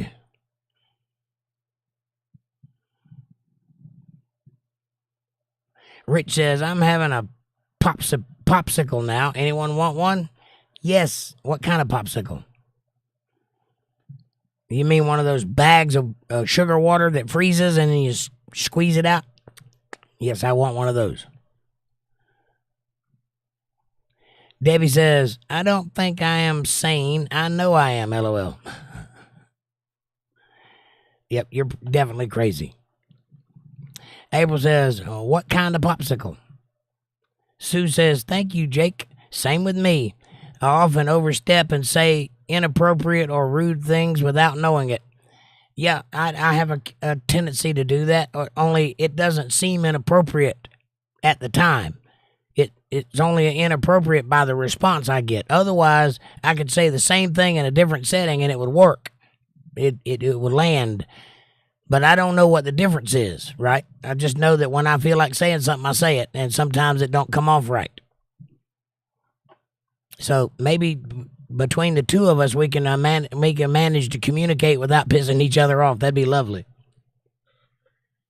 Rich says, Weiler's Italian ice popsicle, lemony. Nice. I don't know what that is.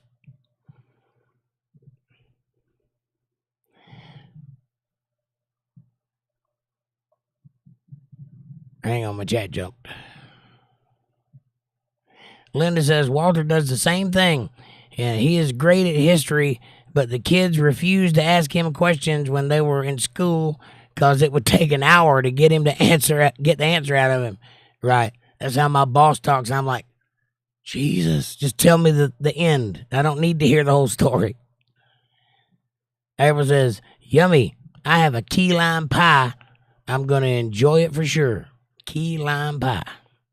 I don't like those. Rich S says, but there's also blue, red, and greenish pink.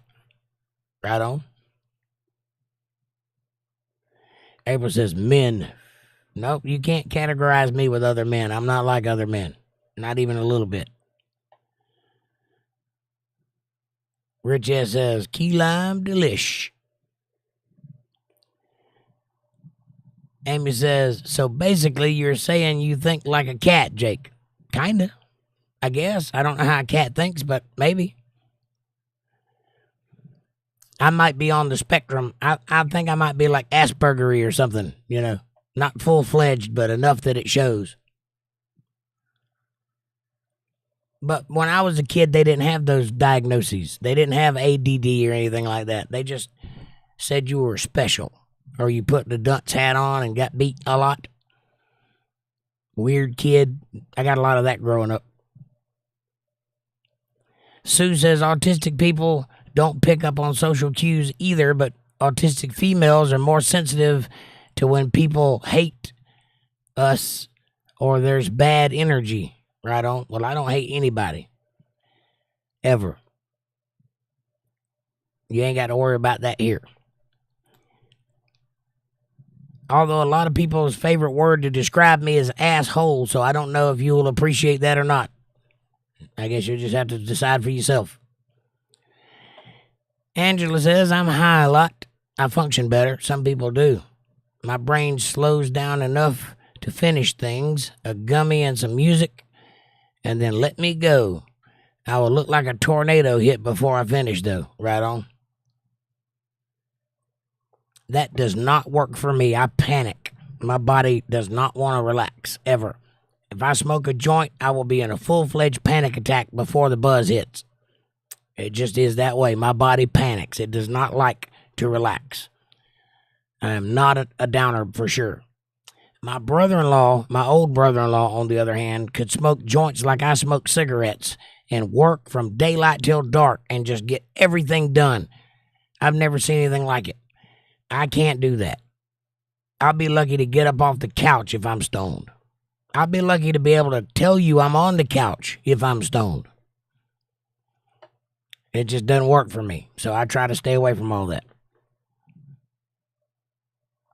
April says, uh-oh. You have multiple flavors right on, Rich. Where are you from, by the way? Yeah, Rich, where are you from? Where are you currently?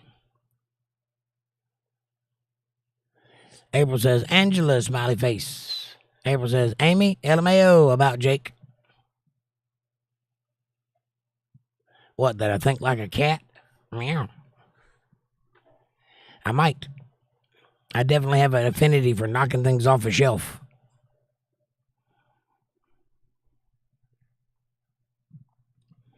Amy says, my son is autistic and he has Asperger's syndrome. He's smart but socially awkward and it takes him a while to get there.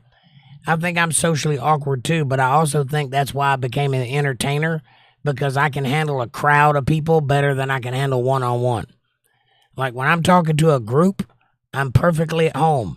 I feel in control. I feel like I can be funny and spontaneous and look them in the eye and all that stuff. But one-on-one, I stick out like a sore thumb. I don't even know where to put my hands. You know, I'm awkward as all get out. I'm not very good with people one-on-one. It doesn't seem like it because of what I do for a living. But what I do for a living allows me the opportunity to develop my personality. I do not have that in everyday life. This is different than that. If that makes any sense. Again, there were no diagnoses when I was a kid. Nobody's ever psychoanalyzed me, and they probably wouldn't get very far if they tried, because I know more than they do about their job, and it wouldn't go over well, especially if they got critical of me. I'd get critical right back, if you know what I'm saying. That being said, this is all just guesswork. Something ain't right. I'm a different human being. That's all I know. I'm built different. Rich just says, I'm in MA at Missouri, Michigan, Mansfield. What's MA? I think that's Michigan. No, that's MI. Where's MA? Montana? Hell if I know. Manchester? Mum's Alley?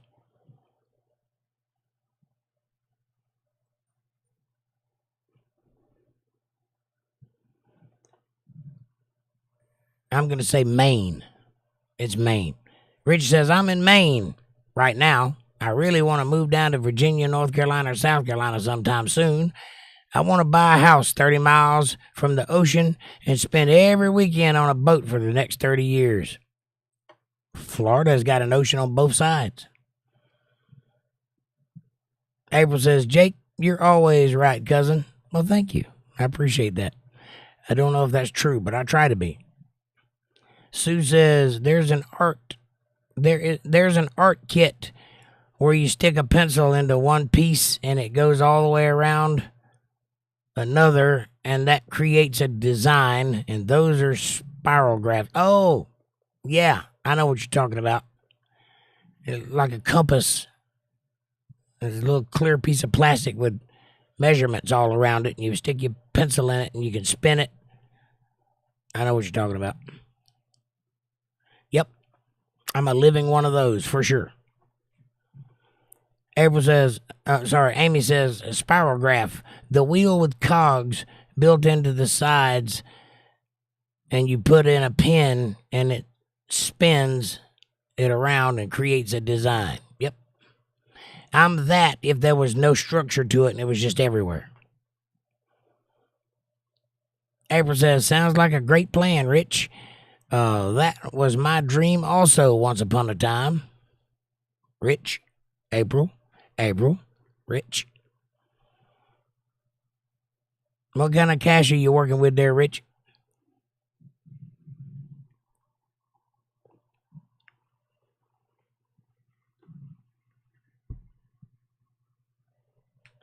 The Love Boat, exciting and new.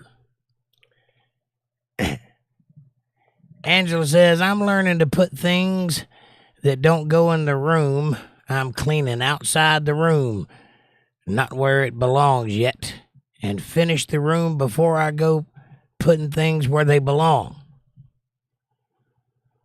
Interesting. And if I don't end up cleaning every room at one time, and it is hard to finish things doing it that way, I get overwhelmed. I do understand what you're saying, because I have many projects that have been started, and I don't know how to finish them. It's not that I'm lazy or anything like that. I'm the hardest working person you'll ever meet. I literally am a workaholic. But if I've got an emotional attachment, or if there's too many things going on, or any number of reasons why something didn't get finished, it goes into the project pile, and that pile keeps getting bigger, and I don't ever get them all finished, and it is overwhelming. And sometimes I'm emotionally paralyzed and just cannot focus on that thing that needs to be done, but it's so many things that it just overwhelms me. I completely understand that. April says, be right back. All right. And that's perfect time for my chat to jump. Sue says, yep, that's hard to determine, Jake. I get it. Linda Davis says, my kids hate when I lose my words and can't get it from my brain to my mouth since my brain aneurysms. Yeah, I understand that too. I don't have any aneurysms, but I am getting old and I'm getting full. I'm getting too many things, and I lose words sometimes, and it's right there, but I just can't get it to come out. Now, an hour later, it'll pop right out when I'm watching TV or something. Once I start relaxing, all those things that I forgot will just come to me. But they won't come when I need them, and it's getting worse. April says, nope, you're definitely one of a kind, Jake. Heart, thank you, ma'am, I think. Rich says, April Rain, your dream can come true also if you crush me back, LOL.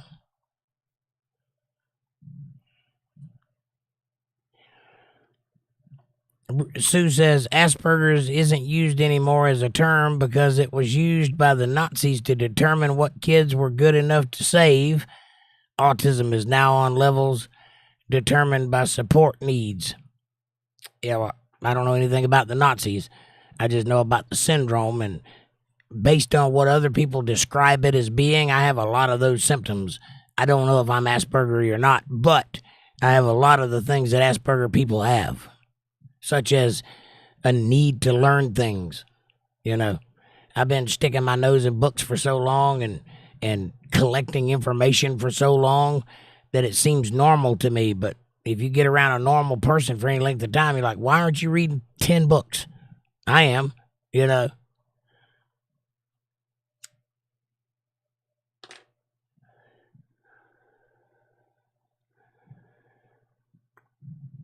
Amy says, I'm glad you got this internet back. Me too. I hated it. I don't like not having that connection to you guys. Sue says, so those with Asperger's are now level 1 autistic. Got it. Yeah, they're trying to put everything on the spectrum. I don't know if I agree with that or not. I don't think that one means the other, you know. They're trying to put all personality quirks on the spectrum so that they can say everybody's on the spectrum. I don't believe that. I think you either have that kind of brain or you don't. I know people that do not have an inner monologue. In fact, there might be one of them here tonight. One of you guys might not have an inner monologue. By that, I mean you hear a voice, whether it's yours or someone else's, in your head when you think. I know people that do not think in words. I can't imagine that. I talk to myself in my head constantly. I can't imagine not having an inner monologue. But there are people like that. And that makes me wonder, do they have the same kind of brain that I have? Are they even capable of internalizing what I've internalized? Can they think in 3 dimensions like I do? I can think in 3 dimensions. I can plan out a scenario, work on it, turn it around, fix it, make all kinds of adjustments to it before I ever build it in my head. Color code it, go back to it and refer to it later, you know, that sort of thing. I know people that can't do that. When I play music, I go blind. Ask anybody that knows me. You can stand right in front of me and go like this. I will not see you. I'm not blind. I can still see, but my brain ain't picking up anything that's going on because I'm inside the music. And I'm blind. I'm blind to the world around me. Because that part of your brain is what also creates music. And when it's busy, it's busy. But it makes me wonder if people that don't have an internal monologue, can they see music like I can? I don't know. You have to do tests to find that sort of thing out, I guess. Angela says, dang, my son is like that too. He doesn't smoke pot. He also can't drink coffee. Well, I have to drink coffee. Debbie says, when I smoke pot, everything is funny. I cannot stop laughing. Must be nice. Laughter is good for the soul. Rich says, I had no idea we had so many potheads on this channel. There's a lot of them, Rich. Lots of them. April says, that's cool, Rich.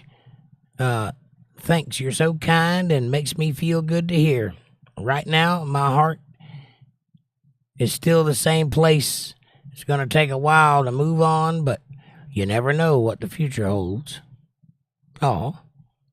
And Sue says, I prefer one-on-one interactions to crowds. However, I don't mind being on stage or cameras because it's not social. Right, I understand that. Yeah, talking to the camera is not the same as looking in somebody's eyes. I get that. Which I have trouble with one-on-one. I do not have trouble in a crowd, but one-on-one, I can't. It's hard for me to look people in the eye. Especially if I don't like them. If I don't like them, I won't even look at them.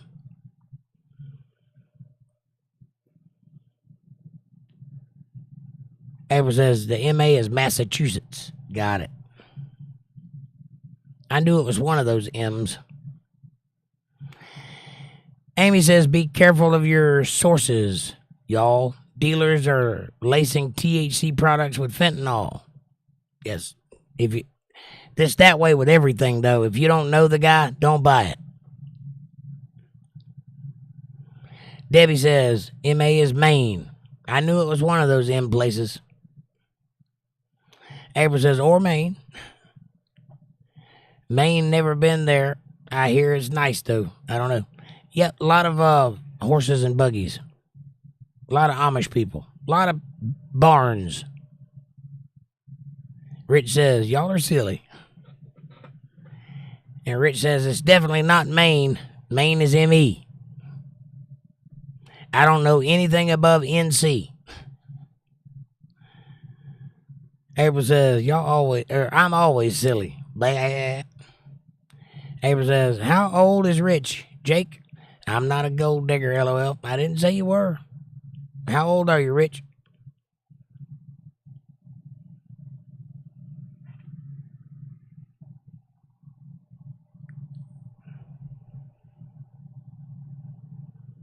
Hang on, my chat jumped.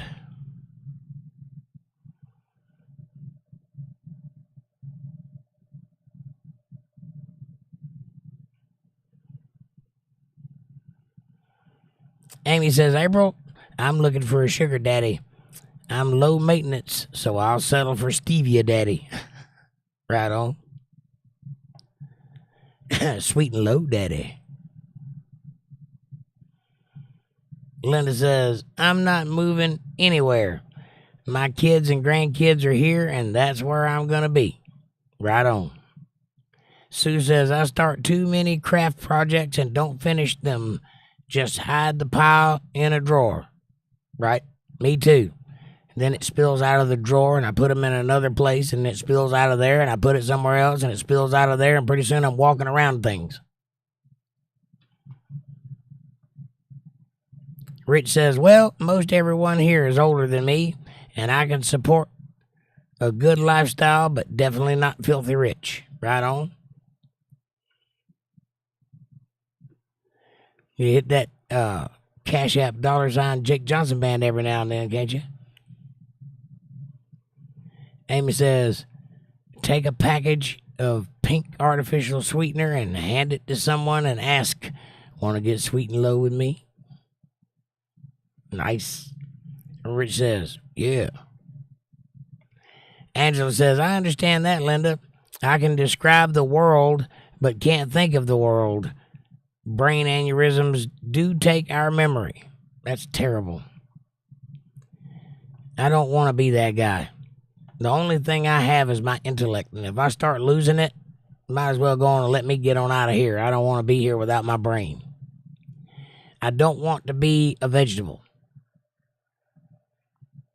I don't want to be functionally retarded. I'm already that enough.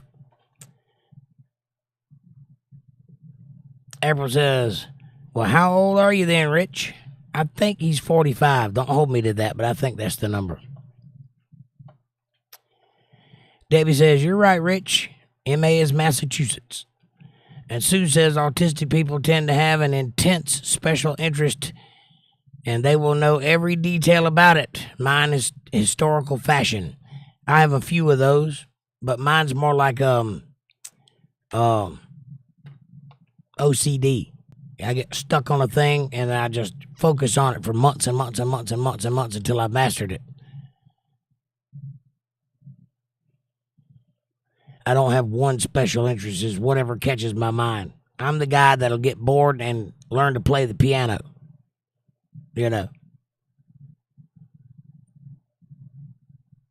Or learn to translate Greek or something like that. Both of those things have happened. Rich says, well, I can tell you my half birthday is Friday, so be ready to shout out.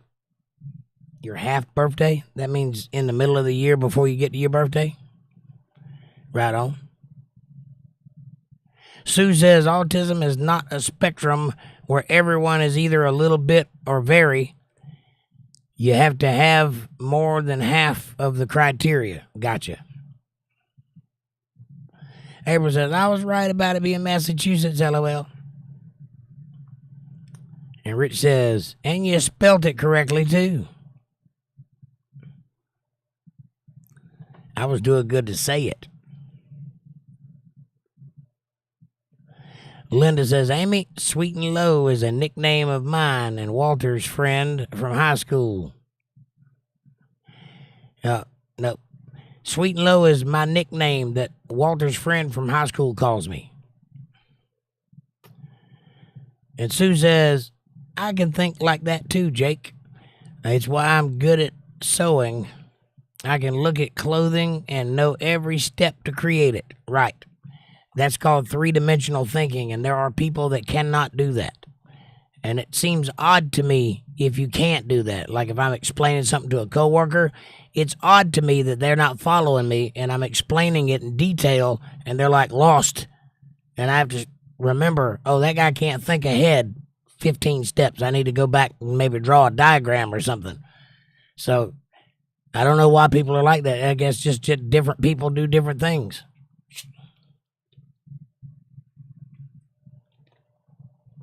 There are things that I know I would be good at, even though I've never done it, like sewing.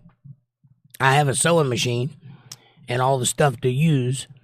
I just ain't never got around to it. That's one of the projects that I've never gotten to. But I have a feeling that I'll take right to it, and I'll know exactly how to do it when I'm getting ready to, put it all together. Music is the same way. I grew up, before I could even walk, I was feeling music, right? So that's always been a part of me. It's always been like, I don't want to be cliche, but it's like second nature. It's like breathing or seeing. It's just a thing that I do. I'm associated with music in that way. When I hear music, I don't hear what you hear. I hear all of the little parts of the music, and I break it apart, and I see what chord it's in, and I see the color of the notes that are playing and all that sort of thing. And so I can just follow along with it. And people are always bragging about how I can learn a song while I'm listening to it. And to me, it's like, I'm not doing anything special. I hear what they're doing and I'm just copying them, right? But some people can't internalize it before it happens like I can. If that makes any sense. I don't know what that means. It's just the way that my brain works. Angela says, my grandson is movies, older movies of the 80s. He also can tell you everything about certain celebrities he likes, Michael Jackson, Jim Carrey. He also makes up great stories. I bet you he should be a writer, and he should probably write for movies. I bet you that'd be the thing that would be a high dollar income for him as an adult. You should probably look into pushing him in that direction.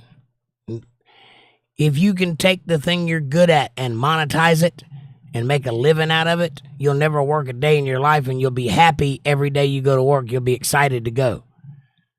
So definitely encourage that. Amy says, cracks open a Baja Mountain Dew, sits down to finish a time card and listening. That's me. Sue says, it's like I see the clothes come apart and I can reassemble them in my brain. Yep, that's three-dimensional thinking. I do that too. Batshit Crazy says, Elon Musk allegedly is on the spectrum. Yeah, like I said, they're trying, in psychology, they're trying to put everybody on the spectrum at some place. And I don't know that I agree with that. I think certain people are gifted with certain things and certain people are not. That's what I think. But who knows what I think. April says, your birthday is Friday. We will definitely give you a shout out, Rich. So how old are you going to be? Debbie, LOL, same. Yeah, I think we're trying to figure out how old you are, Rich. Amy says, hey, Bat. April says, hi, Bat. Good to see you, love, heart. And Debbie says, I blame the 70s for what I am. It wasn't me. It was the drugs the government tested on me when I was a kid. Amy says, where's Amanda? I haven't seen her comment tonight. She's here. She just doesn't feel very good today. April says, where did Amanda go? She's right there. Say hello, Amanda. Sue says, I can't make eye contact at all because if I do, I'm thinking of that and not what they're saying to me. Right. I understand. Angela says, Amy, I go to dispensaries in Michigan and in Ohio, mostly Michigan.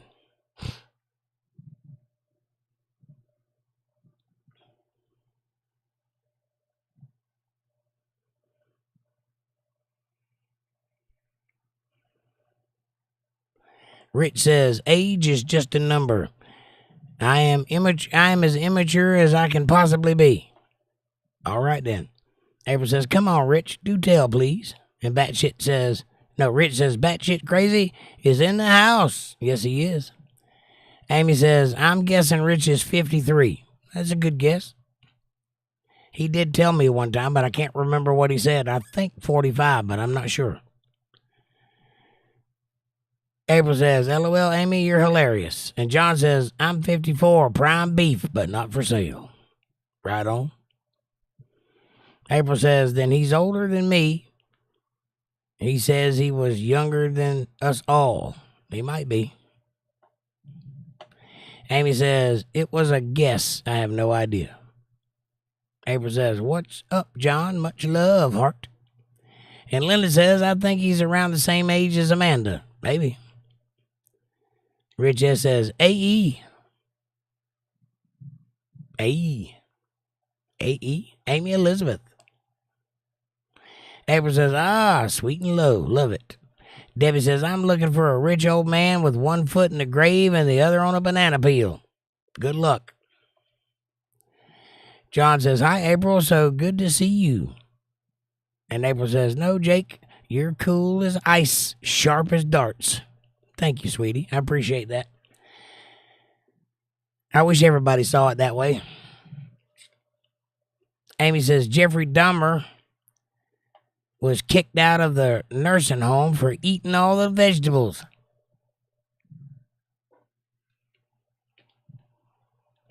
Yep, that's gross. April says, good to see you, John. Hugs. And April says, Amy, smiley face. Angela says, LOL, Amy. Amy says, me too, Debbie. Sue says, something. I don't know what that one means.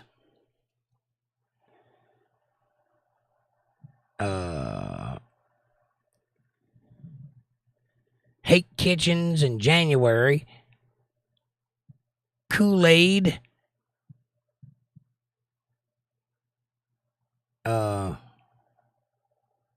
Craven old loon. I don't know what that means.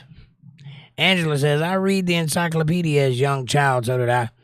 My mom got a new update book every year, and I couldn't wait to read it when it came. I read the encyclopedia, and I copied the dictionary, the Webster's Unabridged Dictionary, when I was 14.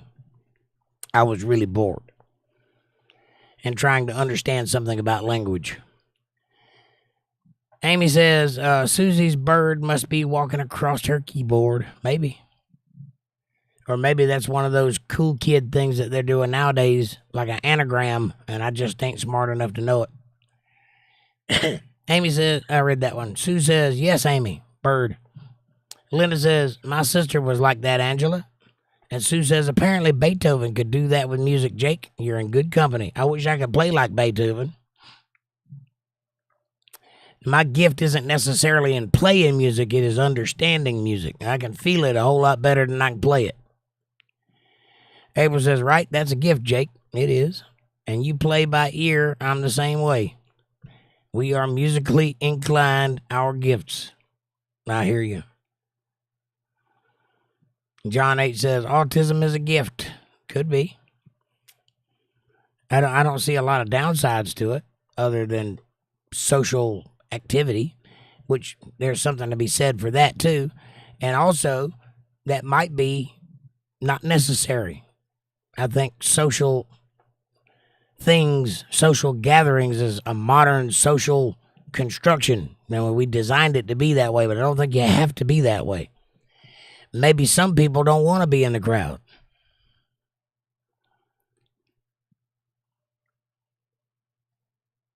April says, that's why we're special. That's a gift to Sue. Awesome. April says, Rich hasn't said his age yet. He's probably not going to. He's had plenty chances and has chosen to not. So, Angela says, I do push him to write stories. I start a story and he makes up the next thing, and that happens, and then is his turn again, and we go back and forth, adding to the story, and he will be 10 next month. That's fantastic. You keep doing that with him and let his mind wander and show him things. Introduce him to places to find knowledge, encyclopedias, the library, things like that. Encourage him to expand that brain, because I guarantee you, I might be wrong about this, but in my opinion, there's no such thing as troubled children. Only smart children with no outlet. And I think forcing children to sit in a desk for 10 hours or 6 hours and stare at a wall in silence is not the best thing to do for a creative child. As a creative child, I can tell you I want to be out breaking things, seeing how things work, climbing trees, experimenting, exploring, whatever. I do not want to be sitting there staring at a wall. Might not be the best thing to do for a smart kid. Give him something to do and watch his problems go away. Not that your kid has any problems or your grandkid. I'm just saying a kid with a mind like that needs to be filled.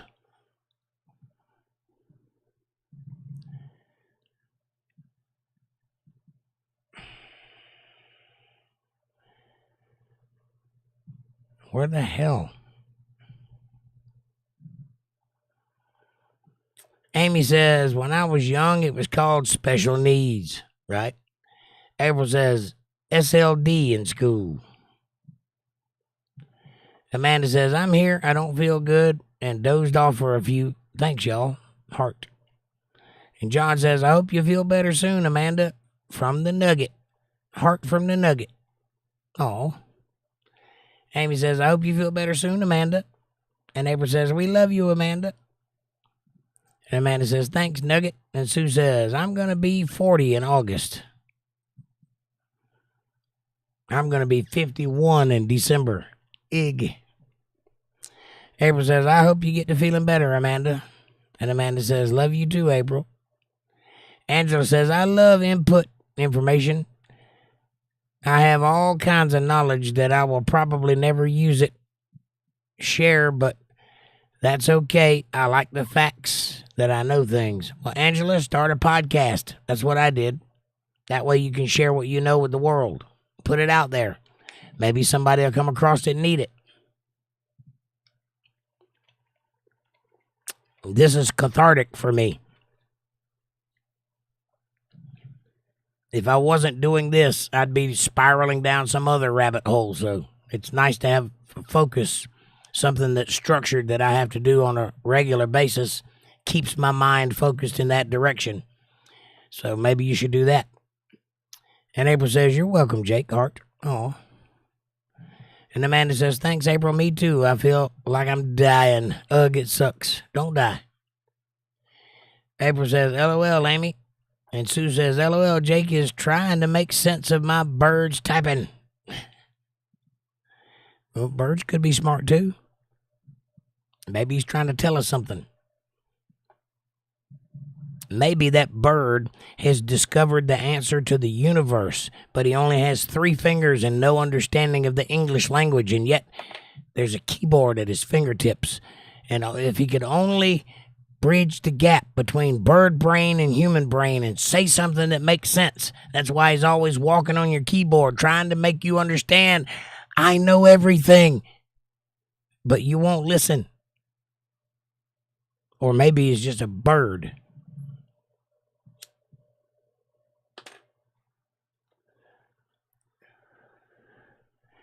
Amy says, old books are better because they are printed.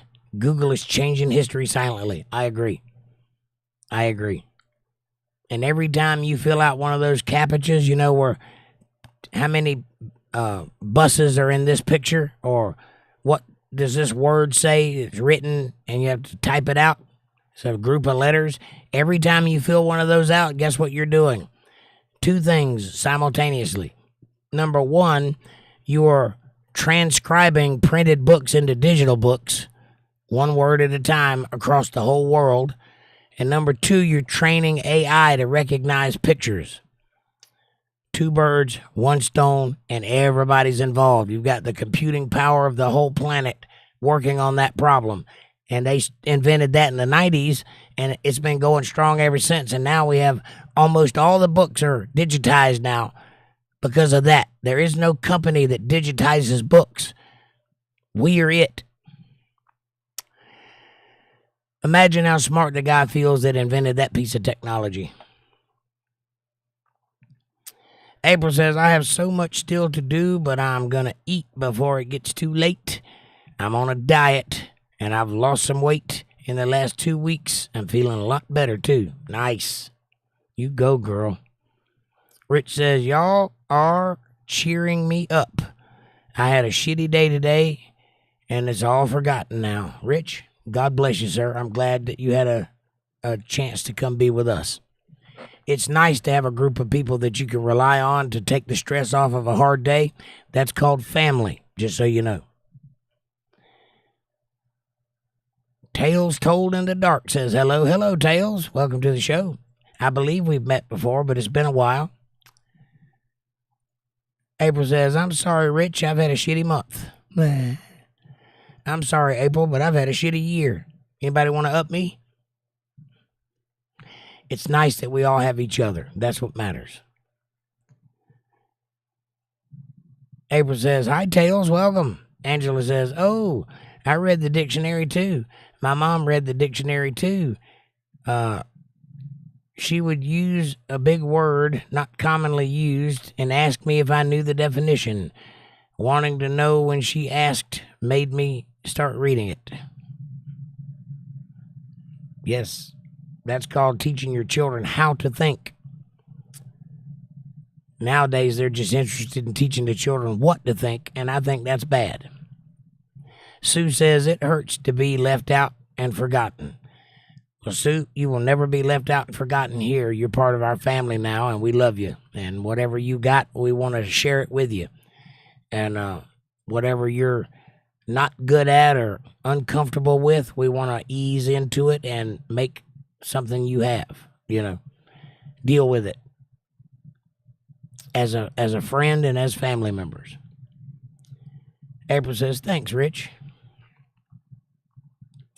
Amy says, hi, Tails, and April says, LOL. That's for Rich. Ha ha ha ha. Tails Told in the Dark says, Amy, heart. April, thank you. Debbie says, your chat's about to jump and leave you in the dark. It does that. I'll find it, though. Debbie says, I'm old enough to know better, but still young enough to give it a try. Yep.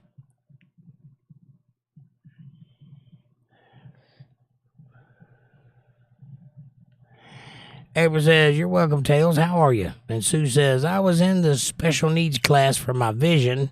I'm legally blind. Interesting. I'm legally blind in one eye. This one. I can see light, but that's it. Angela says, facts. I never let him have idle hands. He is my sidekick, and he knows I'm his biggest fan. That's beautiful. And I promise you one day that will pay off in a big way. Rich says, I'm not yet eligible to join AARP, so there's that. And I am Gen X, 45. Or 51. Angela says, here's your channel. That's Tales Told in the Dark's channel if anybody wants to go check him out. And give him a little bit of love from Untethered Live. Hit that subscribe button for him. And hey, while you're thinking about that, hit that subscribe button for me. Press that bell icon so you get notifications when I'm going to be online. Smash that like button. It's free. It's right in front of you. It really does help the channel with the algorithms. Helps us get recommended to other people. Won't you do that, please? Share this video with somebody you love. Better yet, share it with somebody you don't love. Bring them into the family. Make them part of the fold. Be part of their solutions, not part of their problems. Leave a comment down below. Let me know what you're thinking about. Question me, curse me, bless me, challenge me, confront me, conform me, drink my Kool-Aid. Make your own Kool-Aid. As long as you're thinking critical, that's what I want. Critical thought coming from that brain of yours. And hey, if you love what you've heard tonight and you want to help out, well, join the channel. That's a good way to do it. Or throw a super chat in the chat box or buy a t-shirt.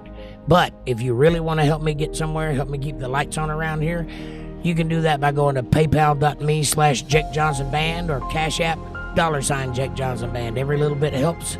It is a win-win. It's a blessing to me for sure. But it's a blessing to you too. Why? Because God notices these things. Now, I will do everything I'm capable of doing to be worthy of that support. I will answer all your questions and comments. I will be available 24/7. I will make a jackass of myself for your entertainment always, right now. All right.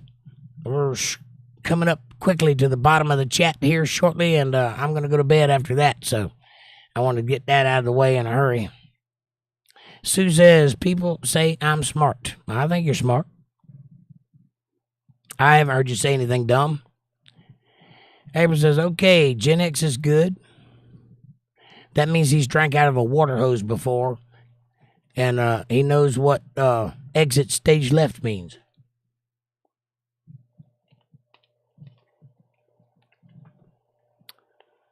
Sue says, I focus on my sewing. I like that. That's awesome. Angela says, dang, all of you are young. I turned 59 yesterday, and I think I'll just stay here and drink. I mean, at 59. 10 more years, and I could say, nice. Rich says, good plan, Angela. Amy says, nice subscriber count, Tails. April says, happy belated birthday, Angela. Heart. And Sue says, we can't get around CAPTCHA, right? That's a crafty piece of software there. Linda Davis says, that's what I said, Angela. I'm going to start counting backwards or just have an anniversary on my 59th birthday every year after that. Amy says, driving while listening. And John says, I'm going to the seaside the weekend with my metal detector and get some fresh air. That sounds like fun. Angela says, thank you, April. I'm still celebrating. I have a birthday dinner with my friend Barb for Chinese, and then my sons for the weekend at the lake. That sounds awesome.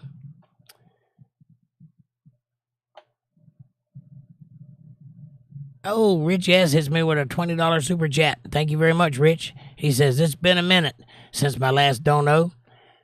I want to move up in leadership. I want to move up in the leaderboard, LOL. Well, you got it. Thank you for that. I appreciate that very much.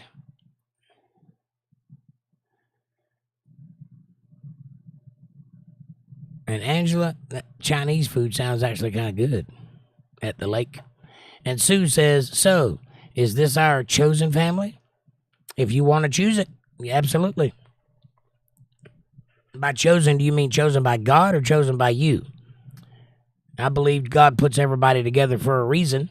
And I think he brought everybody into this room for a reason. Everybody here seems to be uniquely fit to be here. And we seem to work well together. And we have good conversations, and it's been going on for more than some time now. Doesn't seem to be slowing down, so yeah. April says, yes, indeed. It's nice to have someone who cares. That's a blessing. Don't ever take it for granted. Right. Well, we're all here for each other, and we've all made a point to make that a thing, right? I mean, it only works if we all do it. And we've all chosen this to be a community, so far as I see it, and so far it seems that way. I know I have chosen that, and everybody else that I've talked to about it has said they've chosen that, and we show up every 5 nights a week. We're here, and we hang out, and we talk about our problems and what's for dinner, and we share tidbits of our lives, and gradually we get to know one another. And yes, you choose who your family is. You choose who's around you, and who's around you makes your life what it is. If your life isn't going the way you think it should, maybe you should change the people that are around you and hook up with people that favor what you want out of life. That's what this is, a room full of like-minded people that love you unconditionally. We're here to take care of each other. We've made that commitment. So yes, this is your chosen family if you so choose it.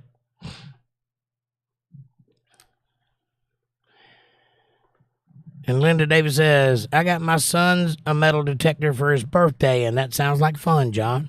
It does. Never know what you'll find on the beach.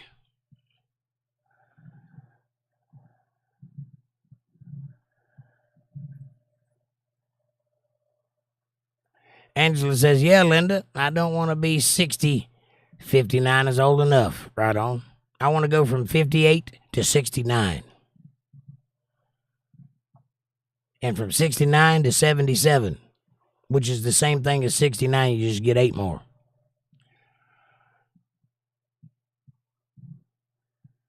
Rich says, metal detector. I always have wanted to do that.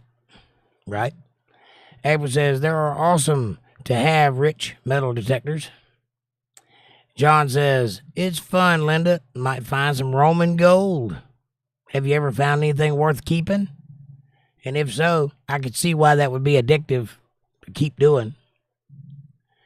Linda says, let me know if you find anything interesting, Nugget. Absolutely. Come share that on the channel. Take pictures and share it with us. Amy says, AARP was sending me mail when I turned 45. I think they're sending me mail now. Yeah. Sue says, how do I know if I'm subscribed? Well, there should be a subscribe button right down somewhere around the corner of the page. Just make sure you hit that subscribe button and press the bell icon next to it and click all so you'll get notifications when I release new videos. And if you don't see it, ask someone who uses a phone because I'm not sure where the subscribe button is. But it should be right close to where you're looking at the picture. April says, you don't have to be 50 to have AARP. I had it in my 40s. Really? Sue says, I can't donate. Well, that's entirely up to you, Sue. It's not a requirement. It's only if you have it and you want to share it. I mean, I have a need for it, and I make available several different ways you can do that. I've had people mail me checks before, or cash, or what do you call that? Money orders. If you want to do that, that's fine. You don't have to. This is a free show. I do it for you, and everything I do, you get to be part of. Doesn't matter if you donate or not. I'm not going to hold anything back until I start creating actual things like the book that I'm writing. That'll be for sale. That'll be behind the paywall. But other than that, everything I do is yours. And if you want to help me do it, then so be it. That's between you and God. I won't even put a $sign on it. You put whatever you want. 50 cents or $50,000 is up to you. Everything in between. Rich says, have you guys ever heard of geocaching? I've heard of it, but I'm not sure what it is. It's actually super fun if you want to do something, if you want something to do in the fall. Well, what is geocaching? I've heard the word before, and it seems like I know what that is, but I can't call it to mind. April says, what is it, Rich? John says, I will do, Linda, around where I live. There's lots of Anglo-Saxon history and Roman history. Interesting. April says, hit that like button, everybody. Much love to you all. I'll shout out on Friday. I'm to see the Elvis show this weekend. Elvis is this weekend. Yay. Nice. That guy Elvis must be around there a lot in Florida because you go see him all the time, don't you? Is that Kush guy? April says, Rich, right on, love. You're awesome. Much love. Hugs. And Linda says, that really sounds interesting, Nugget. I hope you come up with something good. I wish I could be there. Nice. And Sue says, I like this community so far. We like you too, Sue.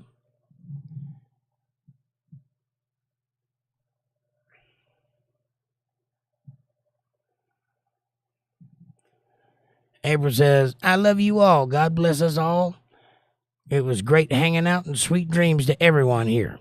Hugs and a whole lot of love. Got a whole lot of love. A hunk of burning love. Angela says, I love it here with all you here. You are my family, and I need you, and I'm grateful for all of you. Well, I'm grateful for you too, Angela, and thank you for helping me make this thing a reality. And April says, LOL, Jake.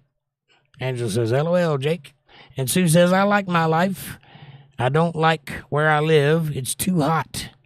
Moving is expensive, and we make more money here. Well, you go where the money's at, that's for sure. And Linda Davis says, LOL, Jake. And John H. says, good night, April, much love. And April says, thanks, John. Same to you, love, heart. And it's called Everything is Bullshit, LOL. That's the book that I'm writing. One of the books that I'm writing.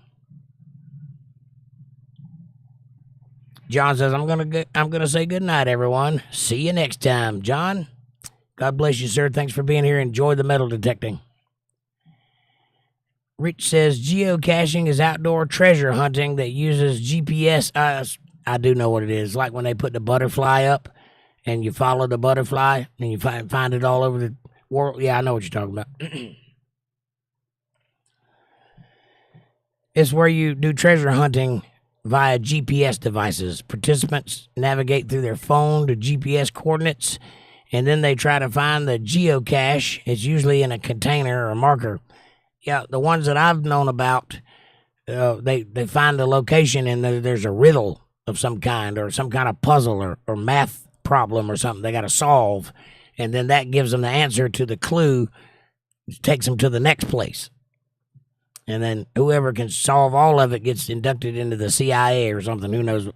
I don't know what all that's about. But there's one that was going on that the CIA did. They put a dragonfly up, and everybody that noticed it had a barcode in it. And whoever figured it out went on a journey. It's kind of interesting. I've thought about doing stuff like that before, but I really don't have the time to do it. If I was 20, I would do it for sure.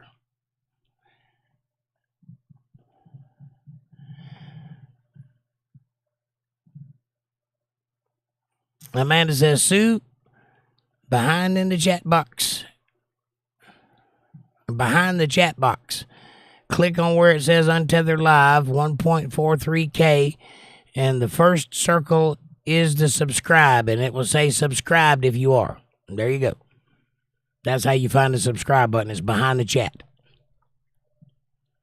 April says, I hit my like button. Thumbs up, smiley face. Sue says, when you're geocaching, you follow maps to find caches and sometimes there are prizes and you can mark ones you find on a map to keep track. Got it. Yeah, that would be fun. If I was younger, I would love to do something like that. They didn't have things like that when I was a teenager, or at least I didn't know about them. I would have loved to have done stuff like that. I was a very enterprising teenager. But now I'm an old man, and it's all I can do just to work all day. And I want to go to bed when I get home. April says, nope, he won't be there this time. Dwight Dean, Z. Bill Cherry, and a few others. And I can't wait. I'm excited. I hope I get another scarf. Nice. Yeah, there's one guy that's like the best one, right? I can't remember his name. I think it's Kush. Is that right? Rich says, right, and it's free too. We can't beat the price. Linda says, geocaching can be dangerous. My area with all the rednecks, you might get shot. Well, ideally, there'd be somebody behind it, right? Picking safe locations and putting up prizes, and it'd be up to the participants to find out where it's all going. Linda Davis says, good night, Nugget. April says, oh, okay. I know what it is now. Thanks, Rich. Angela says, I'm going to say good night now. I love you all. Have a great night and a very blessed Thursday. Angela, God bless you, sweetheart. We love you. Have a great night, and I'll see you next time. April says, and Sue, thanks, love, for that. Well, I hope you do subscribe and stick around.